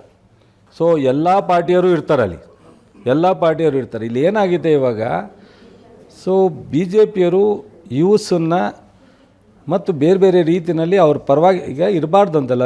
ನನ್ನ ಜೊತೆಲೂ ಒಂದಷ್ಟು ಜನ ಯೂತ್ಸ್ ಇರ್ತಾರೆ, BJP ಜೊತೆಲೂ ಯೂತ್ಸ್ ಇರ್ತಾರೆ. ಆ ಯೂತ್ಸನ್ನು ನಾವು ಯಾವ ರೀತಿ ಉಪಯೋಗಿಸ್ಕೋತೀವಿ, ಯಾವ ರೀತಿ ಅವರಿಗೆ ಸದುಪಯೋಗ ಮಾಡ್ಕೋತೀವಿ ಅನ್ನೋದು ನಮ್ಮನ್ನಲ್ಲಿರ್ತದೆ. ಪಾಪ ನಮ್ಮ ಮೇಲೆ ನಂಬಿಕೆ ಇಟ್ಟು ನಮ್ಮ ಜೊತೆಲಿ ಇರ್ತಾರೆ. ಅವರನ್ನು ಇವತ್ತು ಗಣಪತಿ ಒಂದು ವಿಚಾರ, ಬೇರೆ ಈಗ ಮಾರಮ್ಮ ಪೂಜೆ ನಡೆದ್ರೆ ಇಲ್ಲ, ಅಥವಾ ಭೈರದೇವರು ಪೂಜೆ ಮಾಡಿದ್ರೆ ಇಲ್ಲ, ಶಿವನ ಪೂಜೆ ಮಾಡಿದ್ರೆ ಇಲ್ಲ, ಗಣಪತಿ ಒಂದೇ ಯುವಕರನ್ನ ಪ್ರಚೋದನೆ ಮಾಡ್ಬೋದು. ಆದರೆ ಚಲುವರಾಯಸ್ವಾಮಿ ಅವರೇ, ಗಣೇಶನ ಸಾರ್ವಜನಿಕ ಉತ್ಸವವನ್ನು ರಾಜಕೀಯ ಜಾಗೃತಿಗೋಸ್ಕರ ಶುರು ಮಾಡಿದ ನಿಮ್ಮ ಪಕ್ಷ ಸರ್, ಸ್ವಾತಂತ್ರ್ಯ ಹೋರಾಟದ ಸಂದರ್ಭದಲ್ಲಿ ಲೋಕಮಾನ್ಯ ತಿಲಕರ ಆಲೋಚನೆ ಆಗಿತ್ತದ ಸಾರ್ವಜನಿಕ ಗಣೇಶೋತ್ಸವ ಮಾಡುವ ಮೂಲಕ ರಾಜಕೀಯ ಜಾಗೃತಿ ತರಬೇಕು ಅಂತ. ಒಂದು ನಿಮಿಷ ದಯವಿಟ್ಟು. ಅವತ್ತು ಈ ದೇಶದ ಸಂಘಟನೆಗೋಸ್ಕರ ಮಾಡಿದ್ದು, ಈ ದೇಶದ ಸ್ವತಂತ್ರವನ್ನು ಪಡೀಲಿಕ್ಕೋಸ್ಕರ ಸಂಘಟನೆ ಮಾಡೋದಕ್ಕೆ ಮಾಡಿದ್ದು. ಇವತ್ತು ನಾವು ಯಾರು ಬೇರೆ ದೇಶದವ್ರು ಆಳ್ತಾ ಇಲ್ವಲ್ಲ, BJPಯವರು ಆಳ್ತಾವ್ರೆ, ಕಾಂಗ್ರೆಸ್ದವರು ಆಳ್ತಾವ್ರೆ, JDS ಅವರು ಆಳ್ತಾವ್ರೆ. ಇವತ್ತು ಯಾರಿಗೋಸ್ಕರ ಮಾಡ್ಬೇಕು ನಾವು? ಇವತ್ತು ಅದನ್ನು ನಾವು ಗಣಪತಿ ಉತ್ಸವ ಮಾಡಿದ್ರೆ ಎಲ್ಲರೂ ಹೋಗಿ ಕೈ ಮುಗಿದು ಪೂಜೆ ಮಾಡಿ ನಮಸ್ಕಾರ ಹಾಕಿ ಬರಬೇಕು. ಸಾರ್ವಜನಿಕ ಗಣೇಶೋತ್ಸವ ಬೇಡ ಅಥವಾ ಮನೆಗಳಲ್ಲಿ ಸಾಕು ಅನ್ನುವ ರೀತಿಯ ಆಲೋಚನೆ ಏನಾದ್ರು ಹುಟ್ಟಾಗ್ತಾ ಇದ್ದೀರಾ ನೀವು? ಸರ್, ನಾವು ಅದನ್ನು ಯಾವುದನ್ನು ಆಲೋಚನೆ ಮಾಡಿಲ್ಲ ಸರ್. ಇಲ್ಲ ಸರ್, ರವಿಕುಮಾರ್ ಅದು ಅವರವರು ವೈಯಕ್ತಿಕವಾದಂಥ ಧರ್ಮದ ವಿಚಾರದಲ್ಲಿ ನಾವು ಹಿಂಗೆ ಮಾಡಬೇಕು ಅಂತ ಹೇಳಲಿಕ್ಕಾಗಲ್ಲ. ನೀವು ಚಿಕ್ಕ ವಯಸ್ಸಲ್ಲಿ ಗಣೇಶ ಹಬ್ಬ ಎಲ್ಲ ಆಚರಣೆ ಮಾಡಿರ್ತೀರ ಸರ್, ಅವಾಗ ಈ ಥರ ಎಲ್ಲ ಸಮಸ್ಯೆ ಇತ್ತಾ ಸರ್? ಇರಲಿಲ್ಲ. ಈಗ ಸಡನ್ನಾಗಿ ಈ ಥರ ಕಲ್ಲು ತೂರಾಟ ಎಲ್ಲ ಅಂತ ಬಂದಾಗ ನಾವು ಯಾರ ಹತ್ರ ಹೋಗಿ ಹೇಳ ಸರ್? ಆಗ ನಾನು ಅದಕ್ಕೆ ಹೆಚ್ಚಿಗೆ ರಾಜಕಾರಣ ಮಾತಾಡಬಾರ್ದು ಅಂತ ಸಮಾಧಾನ ರಾಜಕಾರಣ ಅಂತ ಹೇಳಿದ್ರಲ್ಲ ಸರ್, ಈಗ ರಾಜಕಾರಣಿಗಳನ್ನ ನೀವು ಸೇರಿಸಬೇಡಿ ಅಂತ ಹೇಳ್ತೀರಾ. ನೀವು ಅಲ್ಲಿ ಅಂತ ಹೇಳಿಲ್ಲ, ಬಂದು ಪೂಜೆ ಮಾಡಿ ಹೋಗ್ಲಿ, ನಿಮ್ಮನ್ನ ಪ್ರವೋಕ್ ಮಾಡೋದು ಬೇಡ ಅಂತ. ಪ್ರವೋಕ್ ಮಾಡ್ತಾ ಇರೋದು ಯಾರು ಹೇಳಿ ಸರ್? ಕಲ್ಲು ಹೊಡೆದಾಗ ಇವ್ರು ಪ್ರವೋಕ್ ಆಗ್ತಿದ್ದಾರೆ. ಕೇಸ್ ಸರ್, ನೀವು ಕೇಸ್ ಹಾಕಿ ಪ್ಯಾಟ್ರನ್ ನೋಡಿ ಸರ್, 21 ಜನ ಆ ಕಡೆ 500 ಜನ ವಿಚಾರದಲ್ಲಿ ನೋಡಪ್ಪ, ಅಶೋಕ್ ನಾನು ಒಳ್ಳೆ ಸ್ನೇಹಿತರೆ, ನನಗೇನು ಅಶೋಕ್ ವೈರಿ ಅಲ್ಲ. ವಿರೋಧ ಪಕ್ಷ ನಾಯಕರು ಮಾಹಿತಿ ತಗೋಬೇಕು, ಕ್ರಮ ತಗೊಂಡಿದ್ದೀವಿ. ಸೊ ಸಾಲದು, ಇನ್ನೊಂದು ಸ್ವಲ್ಪ ಅರೆಸ್ಟ್ ಮಾಡಿ ಅದ್ರ ಹಿನ್ನೆಲೆ ಏನಾರು ಇದ್ದರೆ ಕ್ರಮ ತಗೊಳ್ಳಿ ಅಂದರೆ ದಟ್ಸ್ ಆಲ್. ನಾನೇ ಕೇಳ್ತೀನಿ ಸೀರಿಯಸ್ಸಾಗಿ. ಬಟ್ ಅದನ್ನು ಬಿಟ್ಟು 5,000 ಜನ ಕರ್ಕೊಂಡೋಗಿ ನಾವು ಹಿಂಗೆ ಅಂತೀವಿ ಅಂತ ಹಿಂಗೆ ತೊಡೆ ತಟ್ಟಿದ್ರೆ ನಿಮ್ಮ ಸಿಟಿ ವಿರೋಧ ಪಕ್ಷದಲ್ಲಿದ್ದಾಗ ನೀವು ಇದನ್ನು ಮಾಡಿಲ್ವಾ ಸರ್? ಅಲ್ಲಿ ನೀವು ವಿರೋಧ ಪಕ್ಷದಲ್ಲಿದ್ದಾಗ ಚಲುವರಾಯಸ್ವಾಮಿ ಅವರು ಇದನ್ನು ಮಾಡಿಲ್ವಾ ಸರ್? ನಮಸ್ತೆ. ಅಲ್ಲಲ್ಲ, ಎಲ್ಲೆಲ್ಲಿ ಹೋರಾಟ ನಡೀತಿದೆಯೋ ಎಲ್ಲ ಕಡೆ ನಿಮ್ಮ ನಾಯಕರುಗಳು ವಿರೋಧ ಪಕ್ಷದಲ್ಲಿದ್ದಾಗ ಹೋಗ್ತಾ ಇದ್ರಪ್ಪ. ಕಾಂಗ್ರೆಸ್ ಸರ್ಕಾರ ಬಂದ ಮೇಲೆ ಲಾಸ್ಟ್ 2 ವರ್ಷದಲ್ಲಿ ನಡೆದಿರೋ ಎಲ್ಲ ಇನ್ಸಿಡೆಂಟ್ ನೋಡಿದ್ರೆ ಬಹುಸಂಖ್ಯಾತರ ಮೇಲೆ ವಿರುದ್ಧವಾಗೇ ಇದೆ. ನಾವು ಧರ್ಮಸ್ಥಳ ಆಗಲಿ, ಚಾಮುಂಡಿ ಬೆಟ್ಟ ಆಗಲಿ, ಶಿವಮೊಗ್ಗ ಆಗಲಿ, ಇವತ್ತು ನಡೆದಂಥದ್ದು ಮದ್ದೂರು ಇನ್ಸಿಡೆಂಟ್ ಆಗಲಿ, ಎಲ್ಲ ಇನ್ಸಿಡೆಂಟ್ ಕೂಡ ಬಹುಸಂಖ್ಯಾತರ ವಿರುದ್ಧವಾಗಿ ನಡೆದಂಥ ಇನ್ಸಿಡೆಂಟ್ಗಳೇ. ಈ ಥರದ ವಿಷಯಗಳು ಬಂದಾಗ ಒಂದು ಸ್ವಲ್ಪ ಗೌರ್ಮೆಂಟ್ ಜರ್ ಕೊಡಿಯತ್ತ ಸರ್? ಧರ್ಮಸ್ಥಳ ಅವರೇ ಸ್ವಾಗತ ಮಾಡಿದ್ದಾರೆ. ಇವತ್ತು ಕ್ಲಿಯರ್ ಆಗಿ ಧರ್ಮಸ್ಥಳ ಬಗ್ಗೆ ಇದ್ದಂಥ ಸಣ್ಣ ಪುಟ್ಟ ಕಾಮೆಂಟ್ಸ್ ಏನಿತ್ತು ಅದೆಲ್ಲ ಕ್ಲೋಸ್ ಆಯಿತು. ಎಲ್ಲಿ ಕ್ಲೋಸ್ ಆಗಿದೆ? ಹೌದು. ಈಗ ಒಂದು ನಿಮಿಷ, ಸೌಜನ್ಯ ಒಂದು ಕೊಲೆ ಪ್ರಕರಣದಿಂದ ಧರ್ಮಸ್ಥಳದ ಬಗ್ಗೆ ಅನೇಕರು ಮಾತಾಡ್ತಿದ್ದು ತಪ್ಪಬೇಕು ಅಂದರೆ ಅಶೋಕರು ಹೋಮ್ ಮಿನಿಸ್ಟರ್ ಆಗಿದ್ರು ಅವತ್ತೇ ಎಂಕ್ವೈರಿ ಮಾಡಿ ಇದನ್ನು ಕ್ಲೀನ್ ಚಿಟ್ ಕೊಡ್ಬೋದಾಯಿತು. ಏನೂ ಇಲ್ಲ ಅಂದಿದ್ರೆ ಇವತ್ತೇನು ಎಂಕ್ವೈರಿ ಆಗಿ ಅದ್ರ ಬಗ್ಗೆ ಯಾವುದೇ ಥರದ ತಪ್ಪನ್ನು ಸಿಕ್ಕಿಲ್ಲ ಅಂತೇಳಿ ಮಾಹಿತಿ ಸಿಕ್ಕಿದೆಯೋ ಅದನ್ನು ಅವತ್ತೇ ಮಾಡ್ಬೋದಾಯಿತು. ಮೊದಲು ಪ್ರಾರಂಭದಲ್ಲಿ ನಾವು ಕೋರ್ಟ್ ರೆಫರೆನ್ಸ್ ಮೇಲೆ SIT ಮಾಡಿದಾಗ ಇವರು ಯಾಕೆ ವಿರೋಧ ಮಾಡಲಿಲ್ಲ ನೋಡಿ? ಇವತ್ತು ಈ SIT ಮಾಡಿ ಈ ತನಿಖೆ ಆಗಲಾಗಿ ಧರ್ಮಸ್ಥಳದ ಬಗ್ಗೆ ಅಲ್ಲಿ ಇಲ್ಲಿ ಒಬ್ರಿಬ್ಬರು ಮಾತಾಡೋದು ನಿಂತಿದೆ. ಒಳ್ಳೆಯದಾಗಿದೆ. ಧರ್ಮಸ್ಥಳದ ಧರ್ಮಾಧಿಕಾರಿಗಳು ಇದ್ರ ಬಗ್ಗೆ ನನಗೆ ಸಮಾಧಾನ ಆಯಿತು, ಸಂತೋಷ ಆಯಿತು ಅಂತೇಳಿ ವ್ಯಕ್ತಪಡಿಸಿದ್ದಾರೆ. ಅದಕ್ಕಿಂತ ಏನು ಬೇಕು? ಅಲ್ಲ, ಡಿ ಕೆ ಶಿವಕುಮಾರ್ ಅವರು ಹೇಳಿದ್ರು ಷಡ್ಯಂತ್ರ ಮಾಡಿದವ್ರನ್ನ ಒದ್ದು ಒಳಗಾಗ್ತೀವಿ ಅಂತ. ಅದು ಆಗುತ್ತಾ ಅಂತ ಅದಾಗತ್ತಾ ಅಂತ ವೇಟ್ ಮಾಡ್ತಾ ಇದ್ದಾರೆ. ಮುಲಾಜಿಲ್ದಲೇ ಆಗುತ್ತೆ. ತನಿಖೆ ಪೂರ್ತಿ ಆಗಬಹುದು, ಯಾರು ತಪ್ಪಿದೆಯೋ ಅವ್ರು ಒಳಗೆ ಹೋಗ್ತಾರ. CM ಅವರು, ಗೃಹ ಸಚಿವರು ಇಬ್ಬರೂ ಅದನ್ನು ಭಾಳ ಸ್ಪಷ್ಟವಾಗಿ ಹೇಳಿದ್ದಾರೆ. ಯಾವುದೇ ಕಾರಣಕ್ಕೆ ಈ ಷಡ್ಯಂತ್ರ ಏನೇ ಇದ್ರೂ ಅದನ್ನು ಬಲಿ ಹಾಕಬೇಕು ಅಂತಲೇ ಹೇಳಿದ್ದಾರೆ. ಖಂಡಿತ ಆಗುತ್ತೆ. ಧರ್ಮಸ್ಥಳ, ಡಿ ಕೆ ಶಿವಕುಮಾರ್ ಅವರು ಸದನದಲ್ಲಿ RSSನ ಗೀತೆಯನ್ನು ಹಾಡೋದು, ಬಾನು ಮುಷ್ತಾಕ್ ಅವ್ರನ್ನ ದಸರಾ ಉದ್ಘಾಟನೆ ಕರೆಯೋದು, ಚಾಮುಂಡಿ ಬೆಟ್ಟ ಏನೋ ಹಿಂದೂಗಳ ಆಸ್ತಿ ಏನ್ರಿ ಅನ್ನೋದು, ಇಂಥ ವಿಷಯಗಳು ಸ್ವಲ್ಪ ಟ್ರಿಕ್ಕಿ ಸರ್ ಕಾಂಗ್ರೆಸ್ಸಿಗೆ. ಆ ಕಡೆ ಹೋಗಲೇಬಾರ್ದು ನೀವು ಅಂತೀನಿ ನಾನು. ಸರಿ, ಏನಾಗುತ್ತೆ ಈಗ ನೋಡಿ, ಅದು ಸೇಂಟ್ ಮೇರೀಸ್ ಚರ್ಚಿನ ಕಾರ್ಯಕ್ರಮ ಒಂದಕ್ಕೆ ಮುಖ್ಯಮಂತ್ರಿಗಳು ಹೋಗಿದ್ರು, ಅಲ್ಲಿ ಪೀಟರ್ ಮಚಾಡ್ ಹೇಳ್ತಾರೆ ಮತಾಂತರ ವಾಪಸ್ ತಗೊಳ್ಳಿ ಅಂತ. ನಾವೆಲ್ಲ ಇಡೀ ಪಾರ್ಟಿ ಪೂರ್ಣ ಪ್ರಮಾಣದ ಅಭಿವೃದ್ಧಿ ಪರ ಇರ್ತೀವಿ, ಜನಪರ ಇರ್ತೀವಿ. 90,000 ಕೋಟಿ 2 ವರ್ಷದಲ್ಲಿ ನಾವು ಕೊಟ್ಟಿದ್ದೀವಿ. 1 ಲಕ್ಷ ಕೋಟಿ ಹತ್ತತ್ರ ಎಲ್ಲ ಅಭಿವೃದ್ಧಿ ಅಲ್ಲದೆ ಇವತ್ತು ನೀವು ಹೇಳ್ದಂಗೆ ಅಲ್ಲೋ ಇಲ್ಲೋ ಯಾವುದನ್ನೋ ಲಾಭ ತಗೊಳ್ಳೋದಕ್ಕೆ BJPಯವರು ಪ್ರಯತ್ನ ಮಾಡ್ತಾರೆ. ಯಾರು ಒಬ್ರು ಹಿಂಗೆ ಅಂದದ್ದನ್ನು ಅದೇ ದೊಡ್ಡದಾಗುತ್ತೆ, ಸಣ್ಣದಾಗುತ್ತೆ, ಏನು ಮಾಡೋಕ್ಕಾಗಲ್ಲ. ಎಲ್ಲ ಸೇರಿ ಮಾಧ್ಯಮಗಳು ತಿರುಚಿದೆ ಒಂದ್ಬಿಟ್ಟು, ಮಾಧ್ಯಮಗಳು ಕೊನೆಗೆ ಮತ್ತು ನಾವು ಇದೆಯಲ್ಲ ಇಲ್ಲಿ. ಅಂತಿಮವಾಗಿ ಒಂದು ರಾಜಕೀಯ ಪ್ರಶ್ನೆ ಚಲುವರಾಯಸ್ವಾಮಿ ಅವರೇ, ಏನು ಕ್ಷೇತ್ರ ಚೇಂಜ್ ಮಾಡ್ತೀರಂತೆ? ಯಾರು ಹೇಳಿದ್ರು? ಯಾಕ್ರಿ? ನಾಗಮಂಗಲಕ್ಕೆ ನಿಮ್ಮ ಮಗ ತಯಾರಾಗ್ತಾ ಇದ್ದಾನೆ, ನೀವು KR ಪೇಟೆ ಹೋಗ್ತೀರಿ ಅಂತ. ನಾಗಮಂಗಲದಲ್ಲಿ ಕಳೆದ ಬಾರಿನೇ ಕಠಿಣವಾಗಿ 50,000ದಲ್ಲಿ ಸೋತಿರ್ತಕ್ಕಂಥ ಚಲುವರಾಯಸ್ವಾಮಿ ಮತ್ತೆ ಗೆಲ್ಲಿಕ್ಕೆ ಸಾಧ್ಯನೇ ಇಲ್ಲ ಅನ್ನೋ ಟೈಮ್ನಲ್ಲೇ ನಾನು ಮತ್ತೆ ಅಲ್ಲಿ ಹೋಗಿ ಜನ ಅಲ್ಲಿಂದ ಗೆಲ್ಲಿಸಿ ಇವತ್ತು ಕೃಷಿ ಸಚಿವನಾಗಲಿಕ್ಕೆ ಕಾರಣಕರ್ತರಾಗಿದ್ದಾರೆ. ಈಗ ಯಾಕೆ ಬಿಡ ನನ್ನ ಮಗ ಭಾಳ ಓಡಾಡ್ತಿದ್ದಾರೆ, ರೆಡಿ ಆಗ್ತಿದ್ದಾರೆ. ಈಗ ನನಗೆ ಕೃಷಿ ಸಚಿವನಾಗಿ ಕೆಲಸ ಜಾಸ್ತಿ ಇದೆ, ವಯಸ್ಸು ಆಗಿದೆ, ಎಲ್ಲ ಕಾರ್ಯಕ್ರಮಕ್ಕೂ ನಾನು ಹೋಗೋಕ್ಕಾಗಲ್ಲ, ನನ್ನ ಮಗ ಓಡಾಡ್ತಾನೆ. ನಾನು ರಾಜಕಾರಣನ ಪೂರ್ಣ ಪ್ರಮಾಣದಲ್ಲಿ ಹೊರಗಡೆ ಬಂದಾಗ ಸೊ ನನ್ನ ಮಗ ರೆಡಿ ಆಗ್ತಾನೋ ಅಕ್ಸೆಪ್ಟ್ ಮಾಡ್ತಾರೋ ಅಥವಾ ಇನ್ನೊಬ್ಬ ಕಾರ್ಯಕರ್ತ ಅಕ್ಸೆಪ್ಟ್ ಮಾಡ್ತಾರೋ ಅದು ಅವತ್ತು ನೋಡಬೇಕು. ಇವತ್ತಿಗೆ ನಾಗಮಂಗಲ ಬಿಡೋ ಪ್ರಶ್ನೆ ಇಲ್ಲ. Thank you so much. ಇಷ್ಟೊತ್ತು ನನ್ನ ಪ್ರಶ್ನೆಗಳಿಗೆ ಮತ್ತು ಆಹ್ವಾನಿತರೆಲ್ಲರ ಪ್ರಶ್ನೆಗಳಿಗೆ ಉತ್ತರ ಕೊಟ್ಟಿದ್ದಕ್ಕೆ ನಿಮಗೂ ಕೂಡ ಧನ್ಯವಾದ. ಇದರೊಂದಿಗೆ ಇವತ್ತಿನ ನ್ಯೂಸ್ ಅವರ್ ಸ್ಪೆಷಲ್ ಮುಗಿಸ್ತಾ ಇದ್ದೀನಿ. ಮುಂದಿನ ವಾರ ಮತ್ತೊಬ್ಬ ಅತಿಥಿಯೊಂದಿಗೆ ಮತ್ತೆ ಬರ್ತೀನಿ. ನೇರ ದಿಟ್ಟ ನಿರಂತರ ಸುದ್ದಿಗಾಗಿ ನೋಡ್ತಾ ಇರಿ ಏಷ್ಯಾನೆಟ್ ಸುವರ್ಣ ನ್ಯೂಸ್.